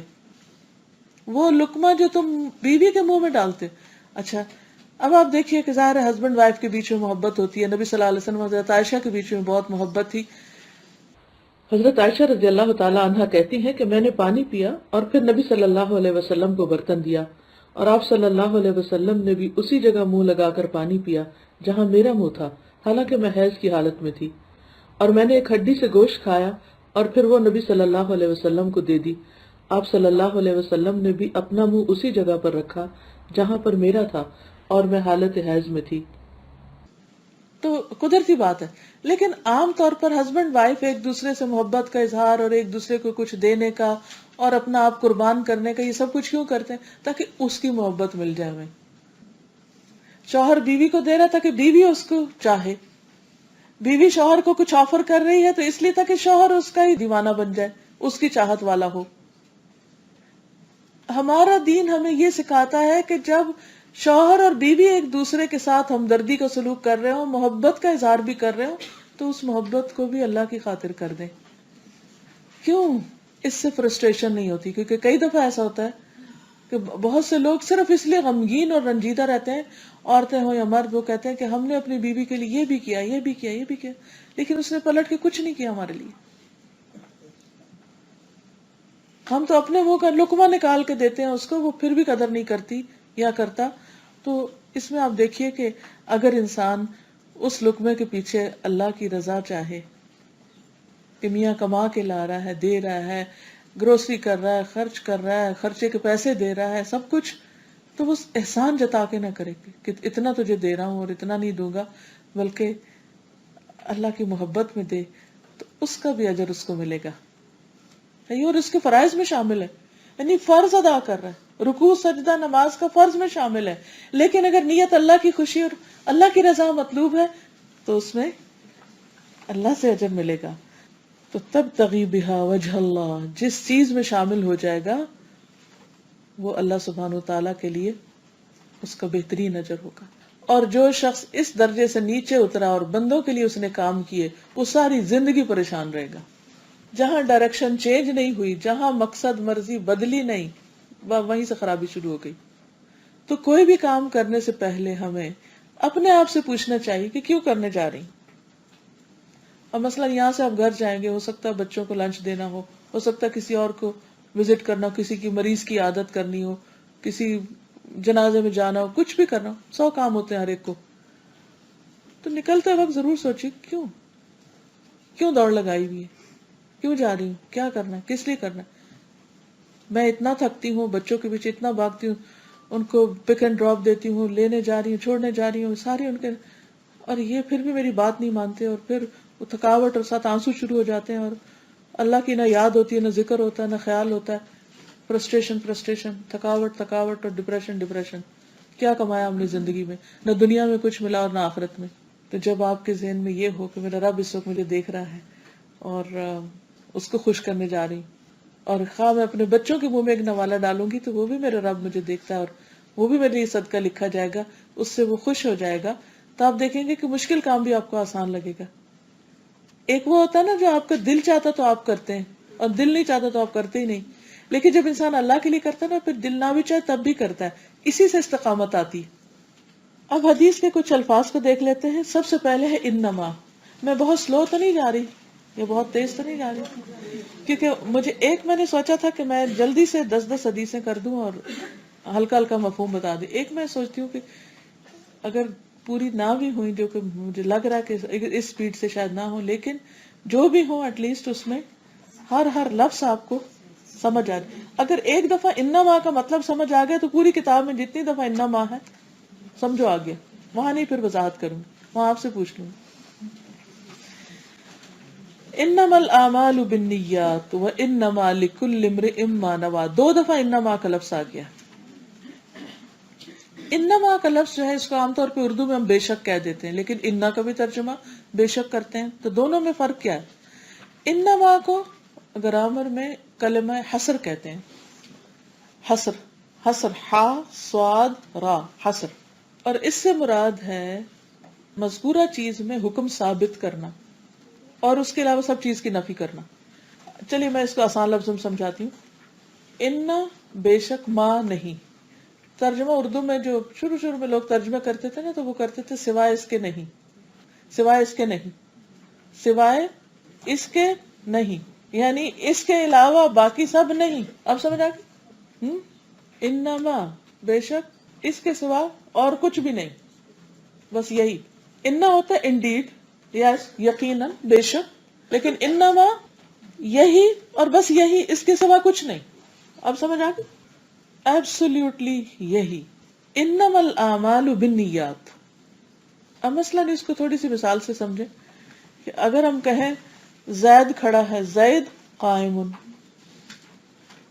زید کھڑا ہے، یہ بھی انداز ہے کہنے کا. لیکن اگر ہم کہیں گے انما زید قائم، بس زید کھڑا ہی ہے، اس کے سوا کچھ نہیں، دونوں میں فرق ہے. کیا فرق ہے؟ ہم نے ویسے بھی بتا دیا تھا کہ زید کھڑا ہے، لیکن جب ہم نے کہا کہ انما زید قائم، ایبسولوٹلی کھڑا ہی کھڑا ہے، کچھ اور نہیں. اس میں کتنی تاکید آ گئی نا، سوائے اس کے نہیں، بس یہی ہے، کھڑا ہی ہے، بیٹھا ہے ہی نہیں. یقین آ گیا، شدت آ گئی. تو یہ بھی ہو سکتا تھا الاعمال بالنیات، بات پوری ہو جاتی. لیکن جب کہا گیا انما الاعمال بالنیات، تو اس کا مطلب کیا؟ اس کے سوا کوئی بات ہی نہیں کہ اعمال کا دار و مدار نیت پر ہے. جیسی نیت ہوگی ویسا ہی عمل ہوگا. یعنی اس میں شدت ہے. نو ایکسپشن، نو ایگزمپشن، ایبسولوٹ ٹروتھ. انما الاعمال بالنیات. اعمال کس کی جمع ہے؟ عمل کی. اور عمل تین طرح کے ہوتے ہیں: دل، زبان اور جسم. کچھ اعمال دل کے ہوتے ہیں، کچھ زبان کے ہوتے ہیں اور کچھ جسم کے ہوتے ہیں. اس لیے یہاں انما العمل نہیں کہا گیا، یاد رہے گا، انما الاعمال کہا گیا. ہر طرح کے اعمال، ہر قسم کے اعمال، چاہے وہ دل کے ہوں، قلبی، جیسے ہماری جو بھی باتیں دل میں ہم کرتے ہیں، چاہے وہ اچھے گمان ہے یا برے گمان، یا ایمان ہے، تقویٰ ہے یا کفر ہے یا نفاق ہے یا شرک ہے یا شک ہے یا یقین ہے، کچھ بھی، یہ بھی اعمال ہے. دوسرے ہیں زبان کے اعمال، زبان کے اقوال، جس کو نطقی اعمال کہا جاتا ہے. تو زبان کے اعمال جو ہیں، اس میں کیا ہے؟ جو بھی ہم باتیں کرتے ہیں، چاہے اللہ کا ذکر کریں، چاہے کوئی شخص گالی دے، یہ سب زبان کے اعمال ہو گئے. پھر اس کے بعد باقی اعضاء کے اعمال، جیسے آنکھ کے، آنکھ کا کوئی عمل ہوتا ہے؟ دیکھنا، جو کچھ بھی دیکھتے رہتے ہیں، اچھا برا سب. کان کے اعمال، سننا، کیا بات ہے سننے میں دلچسپی. ہاتھ کے، پاؤں کے، باقی بھی جسم کے جو اعمال ہیں، ہمارے باقی اعضاء. جوارح کہتے ہیں اس کو عربی میں. قلب سب سے پہلے نمبر 1، پھر لسان اور جوارح. اب یہ ہے کہ اگرچہ باقی اعضاء کے بھی اعمال ہیں، لیکن خاص طور پر لسان کو الگ کیوں کیا گیا؟ سب سے زیادہ کام کون کرتا ہے؟ دل. سب سے زیادہ دل کام کرتا ہے نا. آپ سو بھی رہے ہوتے ہیں تو دل دھڑک رہا ہوتا ہے، کام کر رہا ہوتا ہے. جب آنکھ کھلتی ہے تو سب سے زیادہ کیا کرتا ہے کام؟ زبان.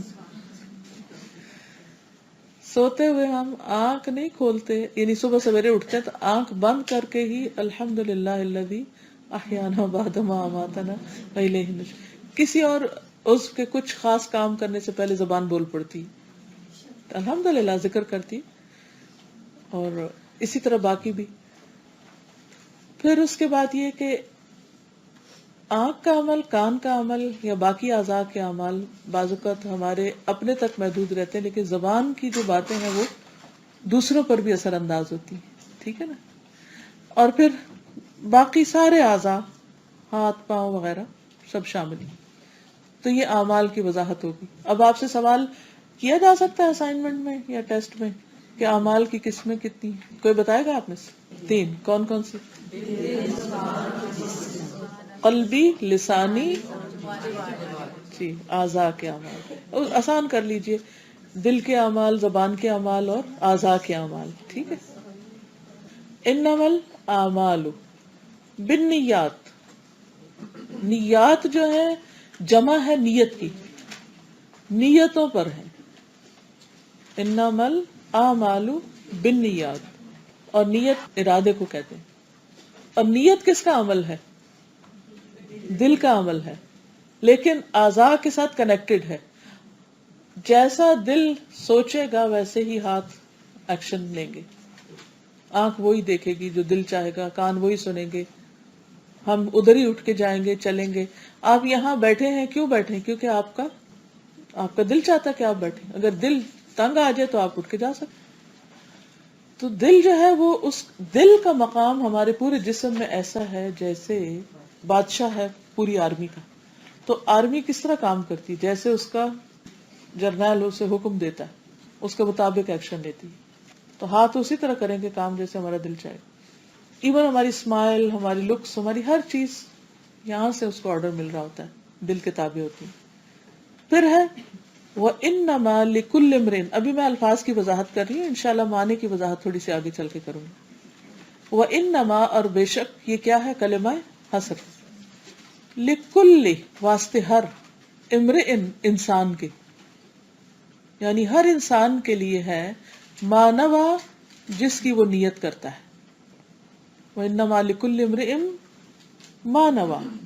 انسان کو وہی ملے گا، عمل کا نتیجہ وہی اس کے ہاتھ آئے گا جس کی اس نے نیت کی ہوگی. دو میں سے ایک کون سی؟ یا اللہ کی رضا یا دنیا کا مطلب.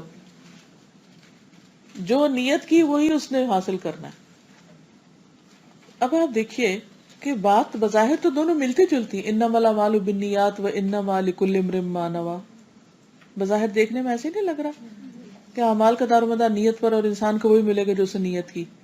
پہلے جملے کا مطلب یہ ہے کہ نیت کی ہوئی چیز کے اعتبار سے جو چاہتے ہیں وہ ملے گا، اور دوسرا یہ ہے کہ جس کے لیے نیت کی گئی، جس کے لیے عمل کیا گیا، وہی چیز حاصل ہوگی. یعنی تو نے اللہ کے لیے عمل کیا یا دنیا کے لیے کیا، آخرت کے لیے کیا یا دنیا کے لیے کیا. تو اس سے بھی پتہ چلتا ہے کہ انسان کو اپنی عادات اور عبادات میں فرق کرنا چاہیے. عادات اور عبادات. عادت کیا ہوتی ہے؟ ہیبٹ. کچھ کام ہم ہیبیچول کر رہے ہوتے ہیں، اور کچھ چیزیں ہیبیچول ہوتی ہیں مگر وہ عبادت ہوتی ہیں. مثلا کچھ لوگوں کو مسکرانے کی عادت ہوتی ہے، اچھا اخلاق ہوتا ہے، مسکراتے رہتے ہیں. ہم عام طور پہ جب تبصرہ کہتے فلاں کی عادت بہت اچھی ہے، وہ ہر وقت مسکراتا رہتا ہے عادت. لیکن اگر وہ سنت سمجھ کے مسکراتا ہے، عبادت سمجھ کے مسکراتا ہے، تو وہ اس کی ہیبٹ نہیں ہے، بلکہ وہ اس کے حق میں ہمیں وہ عادت نظر آ رہی ہے، لیکن اس کے حق میں کیا ہوگا؟ عبادت ہوگی. یس. اسی طرح مثلا ایک شخص کھانا کھاتا ہے پیٹ بھرنے کے لیے، اور دوسرا اللہ سبحانہ تعالیٰ کے حکم کے مطابق کھاتا ہے. کلو وشربو، کھاؤ اور پیو، اللہ کا حکم ہے اس لیے کھا رہا ہوں. فرق ہے. کھانا تو آپ نے خود بھی، ایک ہے آپ کا نفس حکم دے رہا ہے کھانا کھاؤ، چلو کھانا کھاؤ، اور دوسرا کیا ہے؟ اللہ تعالیٰ حکم دے رہے ہیں کھانا کھایا کرو، پانی پیا کرو، کھاؤ اور پیو، کلو وشربو. زیادہ بہتر کیا ہے؟ آپ کا نفس آپ کو حکم دے یا اللہ کا حکم سمجھ کے کھائے. پھر انوریکسیا کہاں جائے گا جب اللہ کا حکم ماننا پڑا؟ یہ تو اللہ کا حکم ہے تو کرنا ہی پڑے گا. اسی طرح دو لوگ نہا رہے ہیں، ایک شخص پاک ہونے کے لیے نہا رہا ہے اور ایک شخص صرف ٹھنڈا ہونے کے لیے، ایک طہارت حاصل کرنے کے لیے اور ایک صرف ٹھنڈک حاصل کرنے کے لیے. دونوں کے اجر میں فرق ہوگا یا نہیں ہوگا؟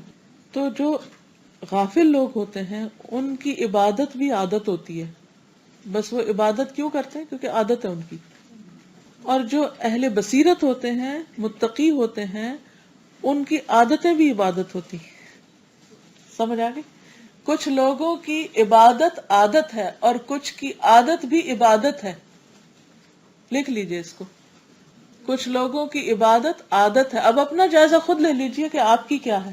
کچھ لوگوں کی عبادت بس عادت ہے. کیوں نماز پڑھتے ہیں؟ کیونکہ عادت ہے، نہ پڑھے تو بے چینی ہوتی ہے. اور کچھ لوگوں کی عادت بھی عبادت ہے. کب ہوتی ہے عادت عبادت؟ جب آپ پڑھ تو عادت سے ہی رہے ہیں کہ آپ کو ریگولرٹی کی عادت ہے، لیکن آپ جب پڑھتے ہیں تو شعوری طور پہ پڑھتے ہیں کہ اللہ سے ملاقات کے لیے جا رہا ہوں. کیونکہ جس سے محبت ہوتی ہے اس کی ملاقات کو دل چاہتا ہے یا نہیں؟ اس کے گھر جانے کو دل چاہتا ہے.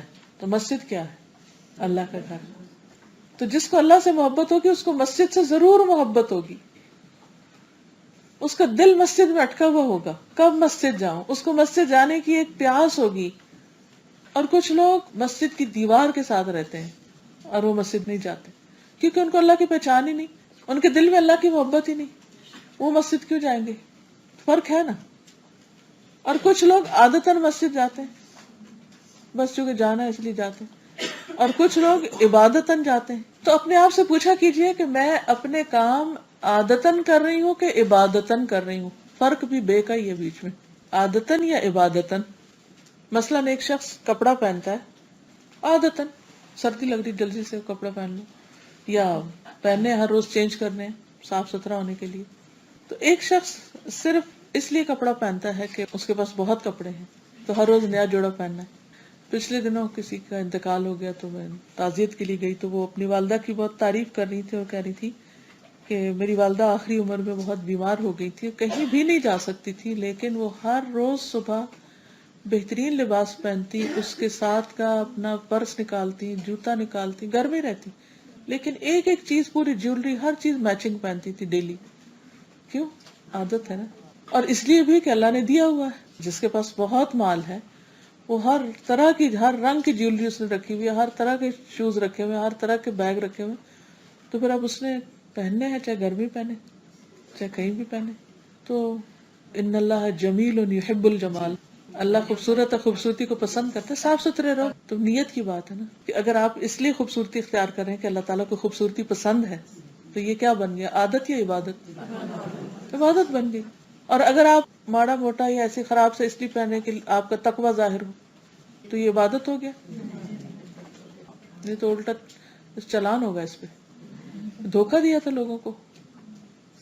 متقی پرہیزگار نظر آنے کے لیے تم اس طرح کے اوٹ پٹانگ کپڑے پہن کے پھرتے تھے.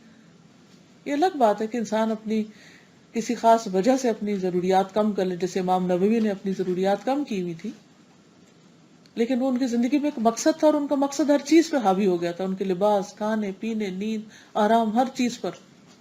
اور کچھ لوگوں کے لیے وہ صرف دکھاوے کے لیے وہ سارا زہد ہوتا ہے، وہ بھی نقصان دہ، سخت خطرناک، کہ آپ لوگوں کے سامنے مسکین فقیر بن کے پھریں تاکہ لوگ آپ کو صدقہ خیرات دیتے رہیں.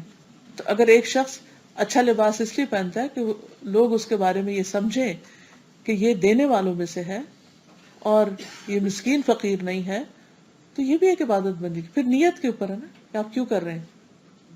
اور ایک یہ کہ آپ کے پاس سب کچھ ہے لیکن آپ ظاہر ہی نہیں کرتے کسی پہ، آپ فقیر بن کے پھرے جاتے ہیں، تو یہ بھی غلط ہے. تو پھر اصل چیز کیا ہے؟ پیچھے کیا ہے؟ نیت کیا ہے؟ ٹھیک ہے نا. تو ان دو چیزوں کو واضح کرنا ہے فرق. پھر آپ دیکھیے کہ بعض اوقات دو لوگ ایک ہی کام کر رہے ہوتے ہیں، دو لوگ نماز پڑھ رہے ہیں، آپ نہیں بتا سکتے کہ اس میں سے فرض کون پڑھ رہا ہے اور سنت کون پڑھ رہا ہے. گھر میں ہوتا ہے نا، آپ بھی نماز پڑھے، وہ بھی پڑھ رہا، بھی پڑھ، تو آپ اپنی میں لگے ہوئے، آپ کو نہیں پتا اس کی سنتیں شروع ہو گئی، یہ فرض ہے یا نفل ہے، یہ کیا ہے. پیچھے سے ایک شخص دیکھ رہا ہے، دونوں نماز پڑھ رہے ہیں، ایک فرض پڑھ رہا تھا اور ایک نفل پڑھ رہا تھا، ایک ہی جیسے ایکشن سارے، قیام، رکوع، سجدہ، لیکن دونوں میں کیا ہے؟ کس چیز کا فرق ہے؟ نیت کا. تو ظاہری عمل تو وہی ہے، فرق نیت کا ہے. اس نیت کے فرق کی وجہ سے دونوں کے اجر و ثواب میں فرق ہو جائے گا. فرض کا اجر اور ہوتا ہے، نفل کا اور ہوتا ہے. ٹھیک ہے نا. اس لیے اعمال کو ظاہر کے اعتبار سے نہیں، ان کی نیت کے اعتبار سے دیکھا جائے گا. اصل میں بات یہ ہے نا کہ اللہ سبحانہ و تعالیٰ ظاہر کو دیکھتے بھی نہیں ہے، وہ تو ہمارے دلوں کو دیکھتے ہیں کہ وہاں کیا سوچ ہے. اس لیے نیت بول کے نہیں ادا کی جاتی، وہ دل میں ہی ہوتی، وہ دل کا عمل ہے، زبان سے نہیں کہتے. اور ویسے بھی یعلم خائنۃ الاعین وما تخفی الصدور، آنکھوں کی خیانت بھی جانتا ہے اور جو دلوں میں چھپا ہوا وہ بھی جانتا ہے. اور ویسے بھی آپ کسی انسان کے لیے تو کام نہیں کر رہے. جب کوئی آپ اچھا کام کرتے ہیں تو کسی انسان کے لیے تو نہیں کر رہے ہوتے کہ آپ کو کہنا پڑے کہ میں نے تمہارے لیے کیا. اللہ تعالیٰ کو تو ہمارے کرنے سے پہلے پتہ چل جاتا ہے کہ یہ کس لیے کرنے لگا ہے. تو اسی لیے ہم دیکھتے ہیں کہ نماز کی نیت کے کوئی خاص الفاظ نہیں ہمیں سکھائے گئے، بس آپ نے ارادہ کیا، نیت کی اور اللہ اکبر کہہ دی. ہر عمل کے لیے نیت کا ہونا ضروری ہے، خواہ وہ قلبی ہو، لسانی ہو، زبانی ہو یا پھر اعضاء کا ہو. اور اسی وجہ سے لوگوں کی جزا میں فرق ہو جائے گا، نفل اور فرض پڑھنے والے کی جزا میں فرق ہو جائے گا. اب مثلاً علم کا حاصل کرنا ہی ہے، تو اگر کوئی شخص اللہ کی رضا کے لیے علم حاصل کرتا ہے تو اس کے لیے بہت بڑا اجر ہے، بہت بڑا مقام ہے. لیکن اگر کوئی دنیا حاصل کرنے کے لیے کرتا ہے تو جنت کی خوشبو بھی نہ پائے گا. حدیث میں آتا ہے نا کہ عن ابی ہریرہ قال قال رسول اللہ صلی اللہ علیہ وسلم من تعلم علما مما يبتغى به وجه الله عز وجل لا يتعلمه الا ليصيب به عرضا من الدنيا لم يجد عرف الجنة يوم القيامة يعني ريحها. تو انما الاعمال بالنیات وانما لكل امرئ ما نوى، اور سوائے اس کے نہیں کہ ہر شخص کے لیے وہی ہے جس کی اس نے نیت کی. ہر انسان کو وہی ملے گا جس کی اس نے نیت کی، یعنی اسی پر اجر کا بہت بڑا فرق سامنے آ جائے گا. پھر یہ بھی آپ دیکھیے کہ یہاں پر دنیا کی حقارت کا ذکر ہے. اس میں کیسے؟ پہلے تو کہا نا انما الاعمال بالنیات، اور دوسرے میں کہا انما لکل امرئ ما نوى. کسی کا نام نہیں لیا گیا، اللہ کے سوا جس کے لیے بھی کی، جو بھی کی. ٹھیک ہے نا؟ اس کی مزید وضاحت آگے ہوگی. فمن کانت، تو جو کوئی ہے ہجرت ہو، اس کی ہجرت الی اللہ و رسولہ، اب نام لیے گئے اللہ اور اس کے رسول کی طرف. جس کی ہجرت اللہ اور اس کے رسول کے لیے ہے، کسی اور کے لیے نہیں. مراد اس سے کون سی؟ ہجرت کا لفظی معنی ہوتا ہے چھوڑ دینا، ایک جگہ چھوڑ کے دوسری جگہ چلے جانا. اور اس میں اشارہ ہے مکہ کے مسلمانوں کی طرف جو مدینہ میں چلے گئے تھے نبی صلی اللہ علیہ وسلم کے پاس. کس کے لیے؟ اللہ کے لیے، اپنا گھر بار چھوڑ کر اپنا دین بچانے کے لیے. فتح مکہ سے پہلے کی ہجرت کا ذکر ہے اس میں، جو اپنا گھر بار چھوڑ کے مدینہ چلے گئے. فرمایا کہ جو شخص اللہ اور اس کے رسول صلی اللہ علیہ وسلم کی طرف ہجرت کرتا ہے تو اس کی ہجرت اللہ اور اس کے رسول کی طرف ہے. اللہ کے لیے تو مطلب ہو گیا اللہ کو خوش کرنے کے لیے، اللہ کا چہرہ چاہتا ہے. اور رسول کے لیے کیا مطلب ہے؟ رسول کی طرف یعنی رسول اللہ صلی اللہ علیہ وسلم کی مدد کرے گا، آپ کے صحابہ میں شریک ہوگا، شمار ہوگا، اور دین کی خدمت کے لیے. سمجھ آئی بات کہ نہیں آئی؟ آگے ٹیکسٹ کو دیکھیے. جس کی ہجرت فمن کانت ہجرتہ الی اللہ ورسولہ، جس کی ہجرت اللہ اور رسول کی طرف ہے. کون سی ہجرت کی طرف اشارہ ہے یہاں؟ فتح مکہ سے پہلے کی ہجرت کی طرف اشارہ ہے. فہجرتہ، تو اس کی ہجرت قبول ہو جائے گی.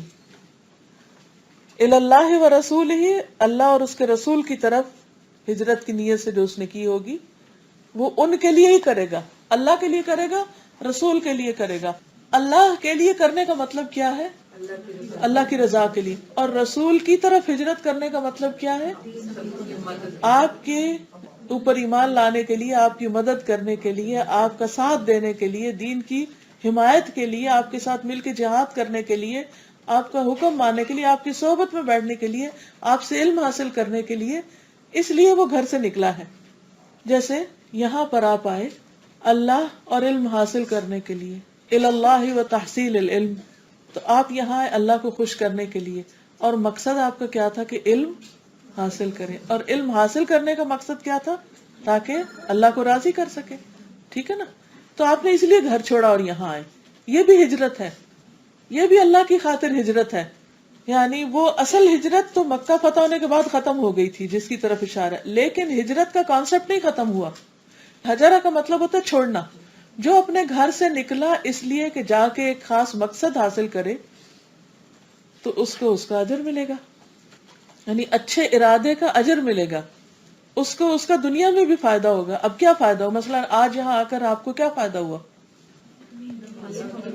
نیت کی درستگی کی طرف آپ کو دھیان زیادہ آ گیا اور کچھ کانسیپٹس اور کلیئر ہو گئے. اگرچہ بہت سی باتیں آپ کو پہلے بھی پتا ہوں گی، پتا ہوتی ہیں، ہم پھر بھولنے لگتے ہیں.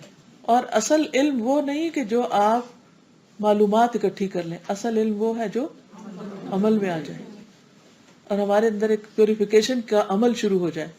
ٹھیک ہے؟ اب آپ دیکھیے اللہ کی طرف جانا.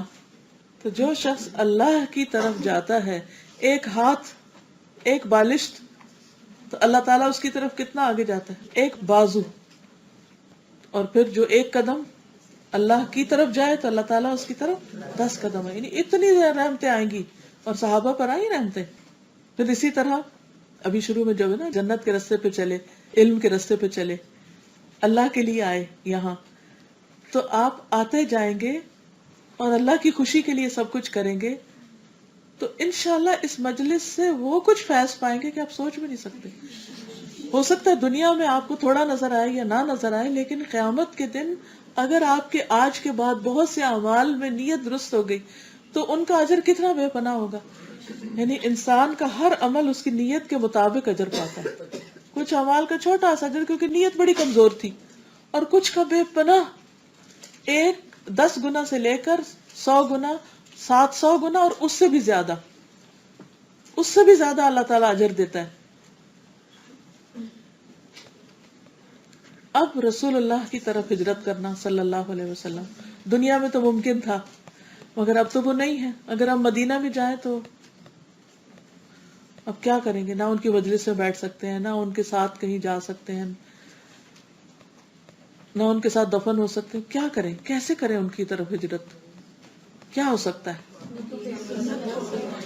ان کا زبردست اتباع، جو کچھ انہوں نے زندگی میں کیا ہم نے آج وہی کرنا ہے، کچھ اور نہیں کرنا. دائیں بائیں نہیں جانا ہم نے، بس وہی کرنا ہے جو آپ نے کیا، اس سے آگے نہیں بڑھنا. ان کے نقش قدم پہ چلنا ہے. جو ان کی زندگی کا مشن تھا وہی ہمارا ہوگا. جس طرح انہوں نے تعلیم دی تھی وہی ہم کریں گے. جو ان کی پرائرٹیز تھی وہی ہماری ہوگی.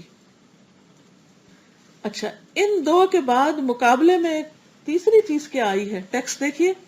وَمَنْ كَانَتْ هِجْرَتُهُ لِدُنْيَا يُصِيبُهَا، دنیا آئی اب امرأة ينكحها، یا عورت جس سے وہ نکاح کرے.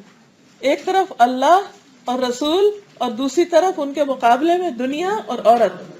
آپ دیکھیے کہ دنیا تو آج بھی بہت سارے لوگ مثلا مسجد بھی جاتے ہیں تو ان کو کیا ہوتا ہے، کوئی جا کے بزنس کر لیں وہاں، یا یہاں کا تو مجھے نہیں پتا لیکن کچھ علاقوں کا مجھے اچھی طرح پتا ہے کہ وہاں جب کانفرنسز وغیرہ ہوتی ہیں اور بڑی بڑی گیدرنگ مسجدوں میں ہوتی ہیں تو یا تراویاں بھی ایون ہوتی ہیں، بڑے بوڑھے ماں باپ وہ تراوی پڑھ رہے ہیں اور ینگ لڑکے لڑکیاں باہر کھیل کود میں مصروف ہیں. وہ ان کی ڈیٹنگ کی جگہ بن گئی. ایک باقاعدہ ایک کلچر ڈیولپ ہو گیا ہے. بچے شور ہنگامہ کر رہے ہیں، لڑکیاں لڑکے باہر نکل کے سیر تفریح کر رہے ہیں یا ادھر ادھر بیٹھے ہوئے ہیں، اور جو ماں باپ ہیں وہ مسجد میں تراوی پڑھ رہے ہیں. اب ماں باپ کس کے لیے گئے؟ اللہ رسول کے حکم کی پیروی میں گئے. ینگ لڑکے لڑکیاں کس لیے گئے؟ بوائے فرینڈ یا گرل فرینڈ کے لیے. وہ بھی آ رہا ہے وہاں یا وہ بھی آ رہی، چلو اس سے ملتے چلو. چاہے مسجد جا رہے ہیں لیکن اگر نیت خراب ہے، یا کسی گیدرنگ میں چلو فلاں حلقہ اٹینڈ کرتے ہیں، ینگ بوائز ینگ گرلز شیوخ کے پاس بیٹھے ہوئے ہیں، بظاہر دیکھنے میں دین سیکھا جا رہا ہے لیکن اندر نیت کسی خاص شخص کے لیے گئے ہیں. وہاں ہو گیا نا فرق. پوری مجلس کا زیرو ثواب، کچھ بھی نہیں، کچھ حاصل ہی نہیں ہوا، چاہے زندگیاں لگا دیں. بدنیا یصیبها او امرأة ينكحها، یا عورت سے شادی کرنی، کسی شادی کی غرض سے گئے. یعنی بہت سے لوگ بعض اوقات درس میں یا کسی دین کی مجلس میں اس لیے جاتے ہیں کہ رشتے وغیرہ دیکھ لیں. کوئی سیکھنا سکھانا کوئی مطلب نہیں ہوتا. ٹھیک ہے اگر آپ سیکھنے کے لیے گئے تو رشتے مل ہی جائیں گے، یہ کتنا بڑا مسئلہ.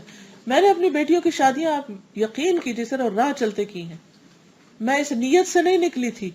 2004 میں جب میں کینیڈا گئی ہوں، واللہ میری نیت میں قطعاً یہ نہیں تھا کہ میں جا کے بچیوں کی شادیاں کروں وہاں، لیکن بس اللہ نے کہیں تو کرنی ہوتی نا. تو یوں جاتے جاتے بغیر کوئی وقت ضائع کیے، بغیر کسی تلاش کے، بغیر کسی کوئی لمبی چوڑی جد و جہد اور کوشش کے، بس ایسے کھڑے کھڑے بات طے ہوگی، ایک کی ہوگی دوسرے کی ہوگی، ایک سیٹنگ میں فیصلہ، بات ختم. اور صرف اللہ پہ توکل. اور وہ اسٹوڈنٹس ہیں، یہ تو ہونا ہی، سب کی شادیاں ہونی، کھانا ہے، سب نے کوئی نہ کوئی کمائی کرنی. تو اللہ کے واسطے اللہ کے گھروں کو تو اس سے پاک کر دو، دین سیکھنے کی نیت تو خالص کر لو.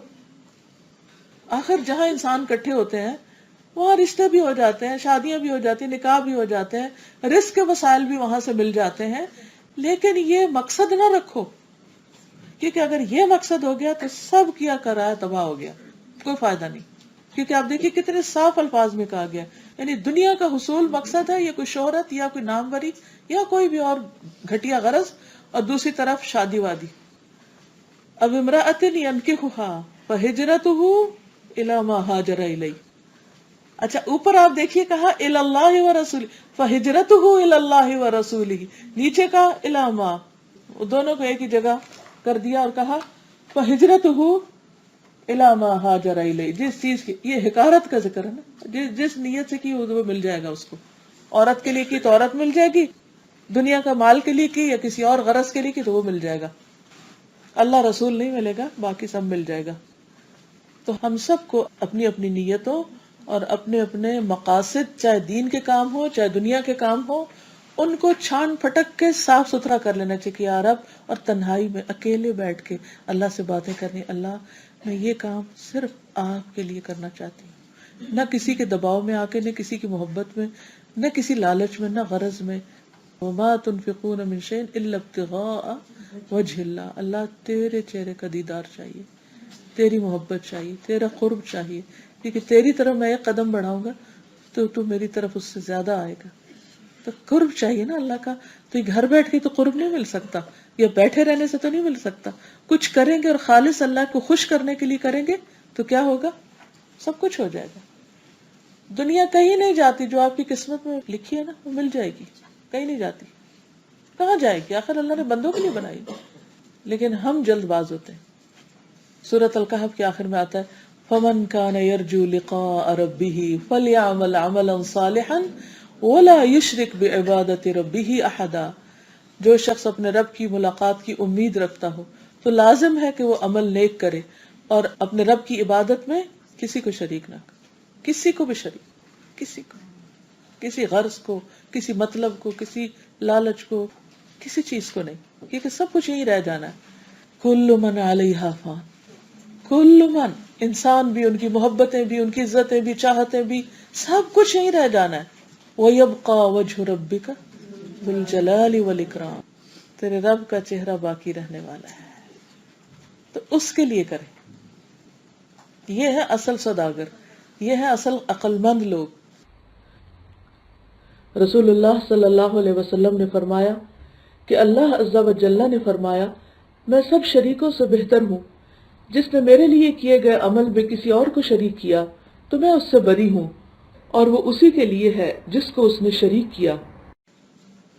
یعنی یہ نہ کہو کہ میں اللہ کو خوش کرنے کے لیے بھی کر رہا ہوں اور رشتہ داروں کو خوش کرنے کے لیے بھی کر رہا ہوں. اللہ کی خوشی بھی مطلوب ہے اور آپ کی بھی، ٹیچر آپ کی بھی خوشی مطلوب ہے. نو وے، صرف اللہ. ایک دن مجھے کسی نے خط لکھا، اس میں لکھا کہ میں فلاں جگہ پڑھنے جاتی ہوں صرف اللہ کے لیے اور اپنی ٹیچر کے لیے. اللہ، یہ اس کو کہاں سے ڈھونڈوں کہ میں اس کو بتاؤں کہ یہ عمل بیکار ہے، برباد ہے. صرف اللہ کے لیے جاؤ، ٹیچر کے لیے نہیں جاؤ. یہ تو ہم کر سکتے کہ فلاں سے سیکھنا، فلاں سے سیکھنا، لیکن ٹیچر کو خوش کرنے کے لیے مت جاؤ. آج ویسے تو دل نہیں چاہ رہا جانے کو، مگر ٹیچر کیا کہے گی، آئی کیوں نہیں، تو چلو چلی جاتی ہوں اس کی خوشی کے لیے. نہیں، اللہ کو خوش کرنے کے لیے. ٹیچر خود ہی خوش ہو جائے گی، بلیو می. جب ہم اللہ کی خوشی کے پیچھے ہوتے ہیں تو لوگ خود ہی خوش ہو جاتے ہیں، پھر ضرورت نہیں رہتی لوگوں کو الگ سے خوش کرنے کی. تو شکر اللہ کا کہ اللہ نے دو کام نہیں رکھے ہمارے ذمہ، اس کو بھی خوش کرو، اس کو بھی کرو. بس ایک ہی کی خوشی چاہیے اور وہ سب کو خوش کر دے گا، وہ آپ کو بھی کر دے گا اور بندوں کو بھی آپ سے. پھر اسی طرح اللہ کے راستے میں بڑے سے بڑا کام ہو تب بھی جب تک اللہ کے لیے نہ ہو تو قبول نہیں ہوتا. ابو امامہ کہتے ہیں ایک شخص نبی صلی اللہ علیہ وسلم کی خدمت میں حاضر ہوا اور اس نے عرض کیا اگر کوئی آدمی مال کے لالچ میں اور نام کے لیے جہاد کرے، مال کے لالچ میں نہیں، مال کمانا مقصود ہے اور ناموری مقصود ہے. رسول اللہ صلی اللہ علیہ وسلم نے فرمایا اس کو کسی قسم کا ثواب نہ ملے گا، کوئی ثواب نہیں. پھر اس آدمی نے 3 بار یہی سوال پوچھا. رسول اللہ صلی اللہ علیہ وسلم نے تینوں بار یہی جواب دیا، ایسے شخص کے لیے کوئی اجر نہیں. پھر فرمایا اللہ تعالیٰ صرف وہ عمل قبول کرتا ہے جو خالص اس کی رضا کے لیے ہو اور اس کے کرنے سے خالص اسی کی رضا مقصود ہو. یعنی اگر کوئی جہاد کے لیے بھی نکلتا ہے اور مقصد مال اور ناموری ہے تو کوئی اجر نہیں، چاہے کتنا بڑا کارنامہ کرے. ایک اور حدیث میں آتا ہے من قاتل لتکون کلمۃ اللہ ہی العلیٰ فہو فی سبیل اللہ. جو شخص اس ارادے سے جنگ میں شریک ہوتا ہے کہ اللہ کا کلمہ بلند رہے، وہی صرف اللہ کے راستے میں لڑتا ہے. یہ بخاری کی حدیث ہے 2810. ریلیٹڈ احادیث کے ساتھ بات کو مزید واضح کرنا چاہتی ہیں، کیونکہ ایک حدیث کی وضاحت اور آیات اور احادیث سے جب تک نہ کی جائے تو بات مکمل نہیں ہوتی، کیونکہ ان شواہد یا ان دلائل کے ساتھ بات اور پکی ہو جاتی ہے. ٹھیک ہے انشاءاللہ. رسول اللہ صلی اللہ علیہ وسلم نے فرمایا گھوڑے کے مالک 3 طرح کے لوگ ہوتے ہیں. مثلا گاڑی کر لیجئے اپنی، بعض لوگوں کے لیے وہ باعث اجر و ثواب ہے، بعض کے لیے وہ صرف پردہ ہے، بعض کے لیے وبال جان ہے. جس کے لیے گھوڑا اجر و ثواب کا باعث ہے یہ وہ شخص ہے جو اللہ کے راستے میں جہاد کی نیت سے اسے پالتا ہے کہ یہ اللہ کے راستے میں نکلنا. جیسے آپ گاڑی اس لیے لیں کہ میں دین سیکھنے کے لیے، بیماروں کی عادت کے لیے، اچھے اچھے کام اللہ کی خوشی کے لیے کرنے کے لیے استعمال کروں گی. پھر جہاں خوب سبزہ ہوتا ہے، یا یہ فرمایا کہ کسی شاداب جگہ، یعنی اللہ کے لیے گھوڑا لیا، اللہ کے راستے میں جہاد کے لیے. پھر کسی جگہ اس نے کیا کیا، رسی کو خوب لمبا کر دیا. راستے میں کوئی گرین لینڈ آئی، کوئی گراسی فیلڈ آ گیا، تو کسی شاداب جگہ اس کی رسی کو خوب لمبی کر کے باندھتا ہے تاکہ چاروں طرف وہ چر سکے. تو گھوڑا اس کی چری کی جگہ سے، یعنی جہاں سے وہ چر رہا ہے، یا اس شاداب جگہ سے اپنی رسی میں بندھا ہوا جو کچھ بھی کھاتا پیتا ہے، گراسی فیلڈ سے جو کچھ بھی کھاتا پیتا ہے، مالک کو اس کی وجہ سے نیکیاں ملتی ہیں. یعنی جو بھی پیٹرول آپ ڈالتے ہیں سارا اس کا ثواب آپ کو ملتا ہے. اگر وہ گھوڑا اپنی رسی توڑا کر ایک زغن یا دو زغن لگانی اچھل کے آگے چلا جائے، رسی توڑوا دی اس نے اور آگے چلا گیا، اب مالک اس کے پیچھے بھاگے گا اس کو پکڑنے، تو اس کی لید اور اس کے قدموں کے نشانوں میں بھی مالک کے لیے نیکیاں ہیں. وہ جدھر جدھر جا رہا ہے اس کی لید اس کی جو ہوتی ہے، اس کا ویسٹیج، وہ بھی نامہ اعمال میں تولا جائے گا، کیونکہ نیت اچھی. گاڑی کا جو دھواں نکل رہا ہے اس پر بھی اجر و ثواب ہے، اور جو اس کے آثار قدم ہے، وہ جو سڑک پر نشان لگاتی جا رہی ہے، اس پر بھی اجر ہے. اور اگر وہ گھوڑا نہر سے گزرے اور اس میں سے پانی پی لے، تو اگرچہ مالک نے پانی پلانے کا ارادہ نہ کیا ہو، پھر بھی اس سے اسے نیکیاں ملتی ہیں. پانی گھوڑا پی رہا ہے اور اجر مالک کو مل رہا ہے، کیونکہ مالک نے یہ گھوڑا پالا ایک خاص کام کے لیے. کتنی خوبصورت بات ہے نا.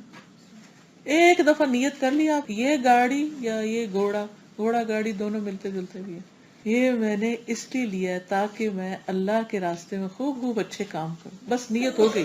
اس کے بعد آپ پیٹرول ڈالیں، مکینک کے پاس لے جائیں، اس کی صفائی کریں، اس کی وہ کچھ بھی اس سے متعلق جو بھی کوئی پریشانی ہے، سب اجر و ثواب کو باعث، کیونکہ نیت اچھی تھی آپ کی لینے کے لیے. دوسرا شخص وہ ہے جو گھوڑے کو فخر، دکھاوے اور اسلام کی دشمنی میں باندھتا ہے، غلط کام کرنے کے لیے لیتا ہے، دین کے خلاف کام کرنے کے لیے.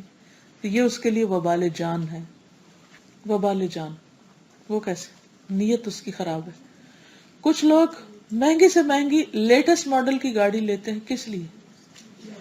ضرورت ہوتی ہے، دکھاوے کے لیے، شہرت کے لیے، شیخی بگاڑنے کے لیے. اور جہاں سے گزریں گے ایسی آواز نکال کے اس کی گاڑی کے ایکسیلیٹر پہ پاؤں رکھ کے کہ جس نے نہیں دیکھنا وہ بھی دیکھے کہ کون جا رہا ہے. تو یہ وبال جان. اور رسول اللہ صلی اللہ علیہ وسلم سے گدھوں کے متعلق پوچھا گیا تو آپ نے فرمایا کہ مجھ پر اس جامع اور منفرد آیت کے سوا ان کے متعلق اور کچھ نہیں نازل ہوئی کہ فَمَن يَعْمَلْ مِثْقَالَ ذَرَّةٍ خَيْرًا يَرَهُ وَمَن يَعْمَلْ مِثْقَالَ ذَرَّةٍ شَرًّا يَرَهُ، کہ جو ایک ذرے برابر نیکی کرے گا اس کا بدلہ پالے گا، اور جو ذرے برابر برائی کرے گا اس کا بدلہ بھی پالے گا. اس کا مطلب کیا ہے کہ اب یہ نہیں کہ ایک ایک چیز کے، اچھا گدھے کے بارے میں کیا کہا تو پھر تھوڑی دیر بعد کوئی کہتا بکری کے بارے میں کیا کہا تو بلی کے بارے میں کیا کہا، تو اس کے ہر ایک چیز اب اس کے اوپر قیاس کر لو. ایک چیز سمجھا دی اور باقی چیزیں اب اس کے مطابق خود ہی سمجھ لو. اب آپ اپنی زندگی میں سوچیے کہ کیا کیا چیزیں آپ نے خریدی ہیں اور کیوں خریدی. مثلاً آپ ایک ہیئر برش خریدتے ہیں، ایک نیت، اچھی نیت کیا ہو سکتی، کیوں یہ مہنگا والا ہیئر برش لوں. ایک نیت کیا ہو سکتی، کیونکہ اس سے بال سیدھے کرنے میں آسانی ہوتی ہے، جلدی ہوتی ہے، وقت بچتا ہے، چاہے مہنگا اور بال ٹوٹتے نہیں. اور دوسرا یہ کہ باقی جو میرے آس پاس کے اور لوگ ہیں ان کے مقابلے میں میری چیز مہنگی اور زیادہ خوبصورت ہو، تاکہ مجھے زیادہ لوگ عقل مند کہیں، مالدار سمجھیں اور میری عزت زیادہ ہو. تو عین جس وقت آپ سودا کر رہے ہیں نا، اس وقت بھی سوچ لیجیے کیا مقصد. کوئی بھی چیز لینی، جوتا لینا ہے، مہنگا جوتا، مہنگا کیوں لے رہے ہیں؟ تاکہ آپ کو چلنا آسان ہو اور آپ بھاگ بھاگ کے اللہ کے راستے میں جائیں اور جہاں جہاں اچھے کام کریں. اور ایک اس لیے لے رہے ہیں تاکہ آپ دوسروں پہ شو ماریں. تو دونوں میں فرق ہے. جب تک وہ پہلا جوتا کتنا بھی مہنگا ہے، جتنی دیر چلتا رہے گا، ایک دفعہ نیت کر لیے، نہیں کہ ہر روز پہنتے وقت نیت کریں، بس ایک دفعہ نیت کر کے خریدا، اب کچھ بھی ہو وہ اجر ملتا گیا ملتا گیا ملتا گیا. اس لیے ہر چیز کے بارے میں یہ سوچیے. رسول اللہ صلی اللہ علیہ وسلم نے فرمایا دنیا 4 قسم کے لوگوں کی ہے، یعنی 4 طرح کے لوگ ہیں دنیا میں. ایک وہ آدمی جسے اللہ نے مال اور علم سے نوازا ہو، وہ اس بارے میں اپنے رب سے ڈرتا ہو، یعنی مال اور علم میں تقویٰ ہے، صلہ رحمی کرتا ہو اور اس میں اللہ کا حق پہچانتا ہو، اس کا درجہ سب سے اونچا ہے. دوسرا وہ آدمی جسے اللہ نے علم عطا کیا لیکن مال نہ دیا، وہ کہتا ہو کہ اگر میرے پاس بھی مال ہوتا تو میں بھی اس کی طرح عمل کرتا. آپ نے فرمایا یہ دونوں اجر میں برابر ہیں. پہلے کے پاس مال ہے، دوسرے کے پاس مال نہیں. پہلا مال خرچ کر رہا ہے، دوسرے کے پاس ہے نہیں جو خرچ کرے. پہلے کی نیت بھی اچھی ہے، دوسرے کی بھی اچھی ہے، دونوں کا اجر برابر. اس سے آپ اندازہ لگائیے کہ یہ دل کا عمل جو ہے وہ بعض اوقات عملی عمل سے بھی بڑھ جاتا ہے. تیسرا وہ آدمی جسے اللہ نے مال سے تو نوازا ہو لیکن علم نہ دیا ہو، وہ بدحواسی میں اسے ناحق مقام پر خرچ کرتا ہو، نہ اپنے رب سے ڈرے نہ صلہ رحمی کرے، نہ اللہ کا حق پہچانے، اس کا درجہ سب سے بدترین ہے. چوتھا آدمی جسے اللہ نے نہ مال دیا نہ علم دیا ہو اور وہ یہ کہے اگر میرے پاس بھی اس شخص کی طرح مال ہوتا تو میں بھی اسے اس شخص کی طرح کے کاموں میں خرچ کرتا. یہ دونوں گناہ میں برابر ہیں. تو ایک اپنی نیت کی وجہ سے اجر میں برابر ہو گیا اور دوسرا اپنی نیت کی وجہ سے عذاب میں برابر ہو گیا. حالانکہ کیا کرا اس نے کچھ نہیں، صرف بری نیت کی وجہ سے. پھر یہ بھی ہے کہ اللہ سبحانہ وتعالیٰ نیت کی بنیاد پر لوگوں کے ساتھ معاملہ کرتے ہیں. ایک اعرابی نبی صلی اللہ علیہ وسلم کی خدمت میں حاضر ہوا، اسلام قبول کیا اور آپ کے ساتھ ہو گیا. کہنے لگا میں آپ کے ساتھ ہجرت کروں گا. رسول اللہ صلی اللہ علیہ وسلم نے اس کے بارے میں بعض صحابہ کو ہدایت کی کہ اس کا خیال رکھنا. جب غزوہ خیبر ہوا اور رسول اللہ صلی اللہ علیہ وسلم کو مال غنیمت ملا اور آپ نے تقسیم کیا تو اسے بھی حصہ دیا. وہ ساتھ گیا تھا، اسے بھی حصہ دیا. آپ کے صحابہ نے اس کا حصہ جب اس کو دیا، وہ ان کے سواری کے جانور چرایا کرتا تھا. جب آیا تو صحابہ نے اس کو دیا تو اس نے پوچھا یہ کیا، یہ کیوں مجھے دے رہے ہو؟ لوگوں نے کہا یہ تمہارا حصہ ہے، رسول اللہ صلی اللہ علیہ وسلم نے تمہیں دیا. تو اس نے لے لیا اور لے کے نبی صلی اللہ علیہ وسلم کی خدمت میں آ گیا. عرض کیا اے محمد صلی اللہ علیہ وسلم یہ کیا مال ہے، یہ مجھے کیوں دیا گیا؟ آپ نے فرمایا یہ تمہارا حصہ ہے جو میں نے دیا کہ تم ہجرت کر کے آئے، جہاد کر رہے ہو. اس نے عرض کیا میں اس وجہ سے آپ کے ساتھ نہیں آیا تھا، میں یہ لینے ہی نہیں آیا تھا.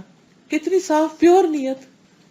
بلکہ میں نے آپ کی پیروی کی اس وجہ سے کہ میری اس جگہ پہ تیر مارا جائے، اور اس نے اپنے حلق کی طرف اشارہ کیا، پھر میرا انتقال ہو جائے اور میں جنت میں داخل ہو جاؤں. آپ نے فرمایا کہ اگر تم سچ کہتے تو اللہ تمہاری آرزو پوری کر دے گا، اگر تم سچے تو اللہ تم سے یہ کروا لے گا. پھر کچھ دیر تک لوگ ٹھہرے رہے. اس کے بعد دشمن سے جنگ کے لیے اٹھے. لوگ اس کو حضور صلی اللہ علیہ وسلم کی خدمت میں لے کر حاضر ہوئے.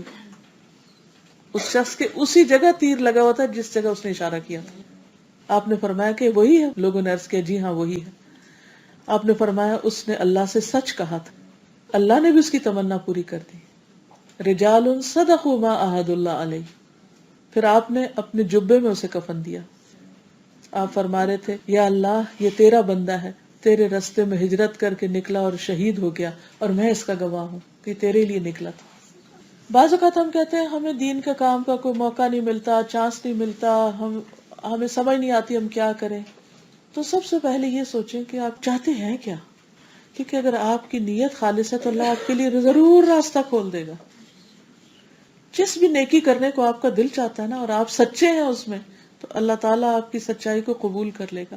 اور بفرض محال کسی وجہ سے آپ کو موقع نہیں بھی ملا تو بھی اجر لکھ دے گا. جیسے جنگ تبوک سے واپسی پر آپ صلی اللہ علیہ وسلم فرمایا کہ کچھ لوگ ایسے ہیں کہ جو تمہارے ساتھ ہر جگہ موجود رہے، جس وادی کو تم نے پار کیا، جس گھاٹی سے گزرے. یہ وہ ہے جنہیں عذر نے روک لیا تھا، وہ اپنی نیت کی وجہ سے اجر میں برابر کے شریک ہیں. اور کچھ لوگ اچھے بھلے گھر بیٹھ گئے تھے اور ان کی نیت درست نہیں تھی تو ان کو وہ اجر نہیں ملا. قیامت کے دن بھی انسان نیتوں کے مطابق اٹھائے جائیں گے. یہ بھی یاد رکھیے کہ اگر نیت اچھی ہو اور عمل نہ کر سکے انسان تو بھی اس کے لیے اجر ہے. نبی صلی اللہ علیہ وسلم نے فرمایا جو بستر پر آئے اور اس کی نیت یہ ہو کہ اٹھ کر نماز پڑھوں گا، پھر اس پہ نیند کا ایسا غلبہ آ گیا کہ سوتے سوتے صبح ہو گئی، تو جس تہجد کی اس نے نیت کی تھی اس کا ثواب بھی ملے گا اور اس کی نیند اللہ کی طرف سے اس پر صدقہ ہے. یعنی انسٹنٹ ریوارڈ بھی مل گیا کہ اللہ نے اس کی تھکاوٹ بھی اتار دی، اور جو نیت کر کے سویا تھا اس کا اجر بھی اس کو مل گیا. تو رات کو سوتے وقت نیت ضرور اپنی کر لیا کریں. پھر اسی طرح ایک اور روایت میں آتا ہے کہ جب عبداللہ بن ثابت فوت ہوئے تو ان کی بیٹی نے کہا کہ مجھے توقع ہے کہ ان کو شہادت کا مقام حاصل ہوگا، اس لیے کہ یہ سامان جہاد کی تیاری کر چکے تھے. رسول اللہ صلی اللہ علیہ وسلم نے فرمایا اللہ نے ان کو ان کی نیت کے مطابق ثواب عطا فرما دیا. سامان تیار تھا اور فوت ہو کے جانے سے پہلے، تو بستر پر بھی فوت ہو کر شہادت کا اجر. پھر اسی طرح آپ صلی اللہ علیہ وسلم نے فرمایا جب کوئی عورت اپنے شوہر کے گھر سے دل کی خوشی کے ساتھ فساد کی نیت کے بغیر صدقہ دے تو اس کے شوہر کے برابر اس کو ثواب ہوگا. یعنی عورت کی نیت اچھی تھی. اسی طرح خزانچی جو مال جمع کرتا ہے اور مال خرچ کرتا ہے، تو جتنا لوگوں کا مال صدقے میں آیا ہے اتنا وہ حق کے ساتھ اس کو ٹھکانے لگاتا ہے تو پورا اجر ان کے برابر کا پاتا ہے. اتنا بڑا اجر و ثواب ہے اس کام کا. پھر اسی طرح جو شب قدر میں ثواب کی نیت سے اجر کی نیت سے کھڑا ہوتا ہے اللہ تعالیٰ اس کے پچھلے سارے گناہ معاف کر دیتے ہیں. پھر اسی طرح انصار کا ایک آدمی تھا، اس کے گھر مدینہ سے بہت دور تھا، تو اس کی کوئی نماز بھی مسجد کے بغیر نہیں ہوتی تھی. تو لوگوں نے کہا کہ اس کی تکلیف کا احساس کر کے کہ تم کوئی گدھا ہی خرید لو جو تمہیں گرمی سے بچائے. اور یہ تو اس نے کہا کہ میں تو اللہ کے لیے سب کچھ کرتا ہوں، اپنے قدموں کے اجر کی امید رکھتا ہوں کہ جتنے قدم چلوں گا اتنا ہی اجر ملے گا. تو نبی صلی اللہ علیہ وسلم نے اس سے فرمایا کہ تمہارے لیے وہی اجر ہے جس کی تو نے نیت کی. اسی طرح بری نیت کا بھی اثر، اور اس کی وجہ سے سارے عمر بھر کی محنت ضائع ہو سکتی. اور آپ کو معلوم ہے کہ قیامت کے دن سب سے پہلے جس کا فیصلہ کیا جائے گا وہ شہید ہوگا، اور پھر اس کے بعد عالم ہوگا، پھر سخی ہوگا. لیکن ان تینوں کی نیتیں خراب تھی، تو مشرکین اور کفار سے پہلے ان کو جہنم میں ڈالا جائے گا.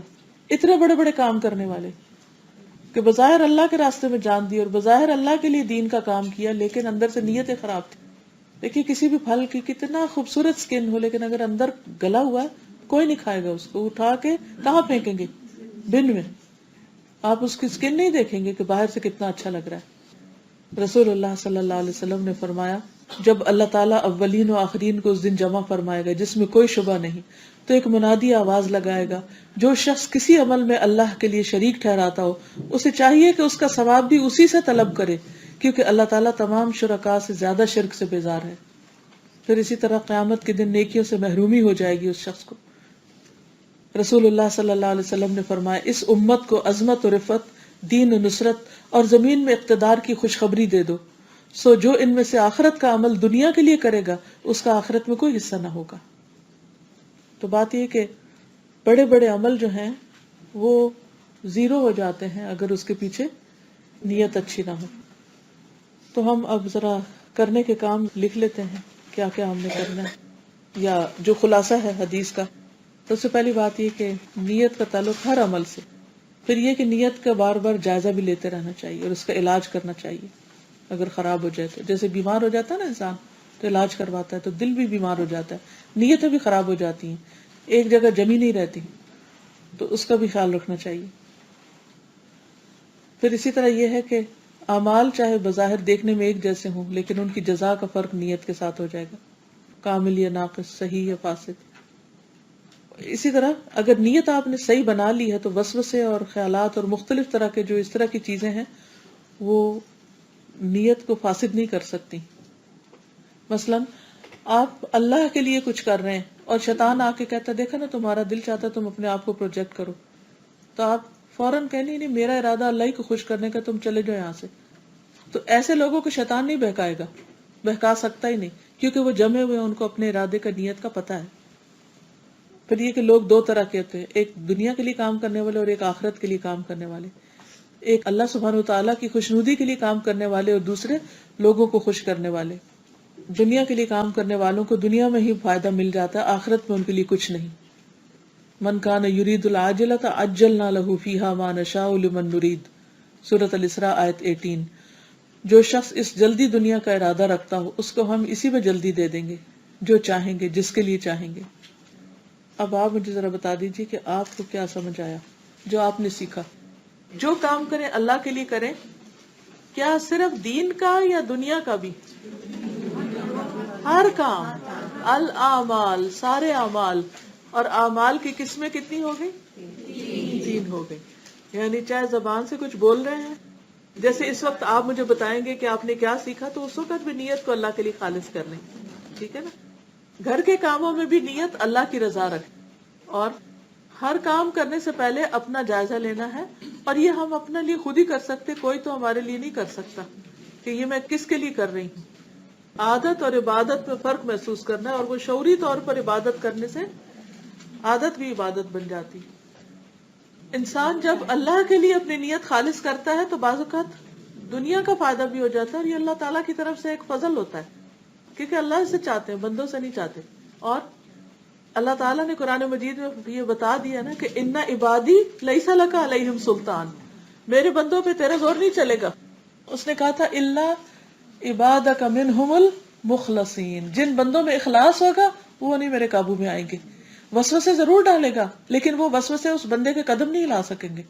تو یاد رکھیے کہ جب بھی شیطان آ کے کہے کہ تم تو اس لیے کر رہی ہو کہ لوگوں کی شہرت حاصل ہو، لوگوں میں نام ہو، فلاں چیز مل جائے، فلاں، تو اسے کہو نہیں، میں نے تو اس ارادے سے نہیں شروع کیا، مجھے پتا ہے اپنی نیت کا میں نے کیوں کیا. یہ شیطانی خباثت ہے، مجھے اس کی پرواہ نہیں کرنی، میں نے اللہ کے لیے کیا اور میں اپنا کام جاری رکھوں گی.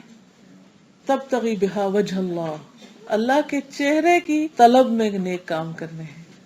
مقصد یہ رکھنا ہے کہ اللہ کا دیدار نصیب ہو، کیونکہ وہ سب سے مہنگا سودا ہے.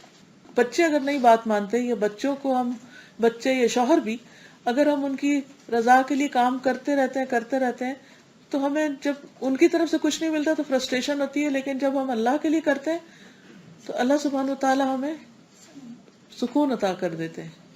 تو گھر کے کام بھی، بندوں کی خدمت بھی اللہ کی خوشی کے لیے کرنے کی، یہ اللہ نے مجھ پہ ذمہ داری ڈالی ہے. ہر وقت ہم سوچتے تو رہتے ہی ہیں، اور سینکڑوں ہزاروں خیال آ رہے ہیں جا رہے ہیں، تو انہی خیالوں میں سے ایک خیال کہ اللہ کے لیے یاد دہانی.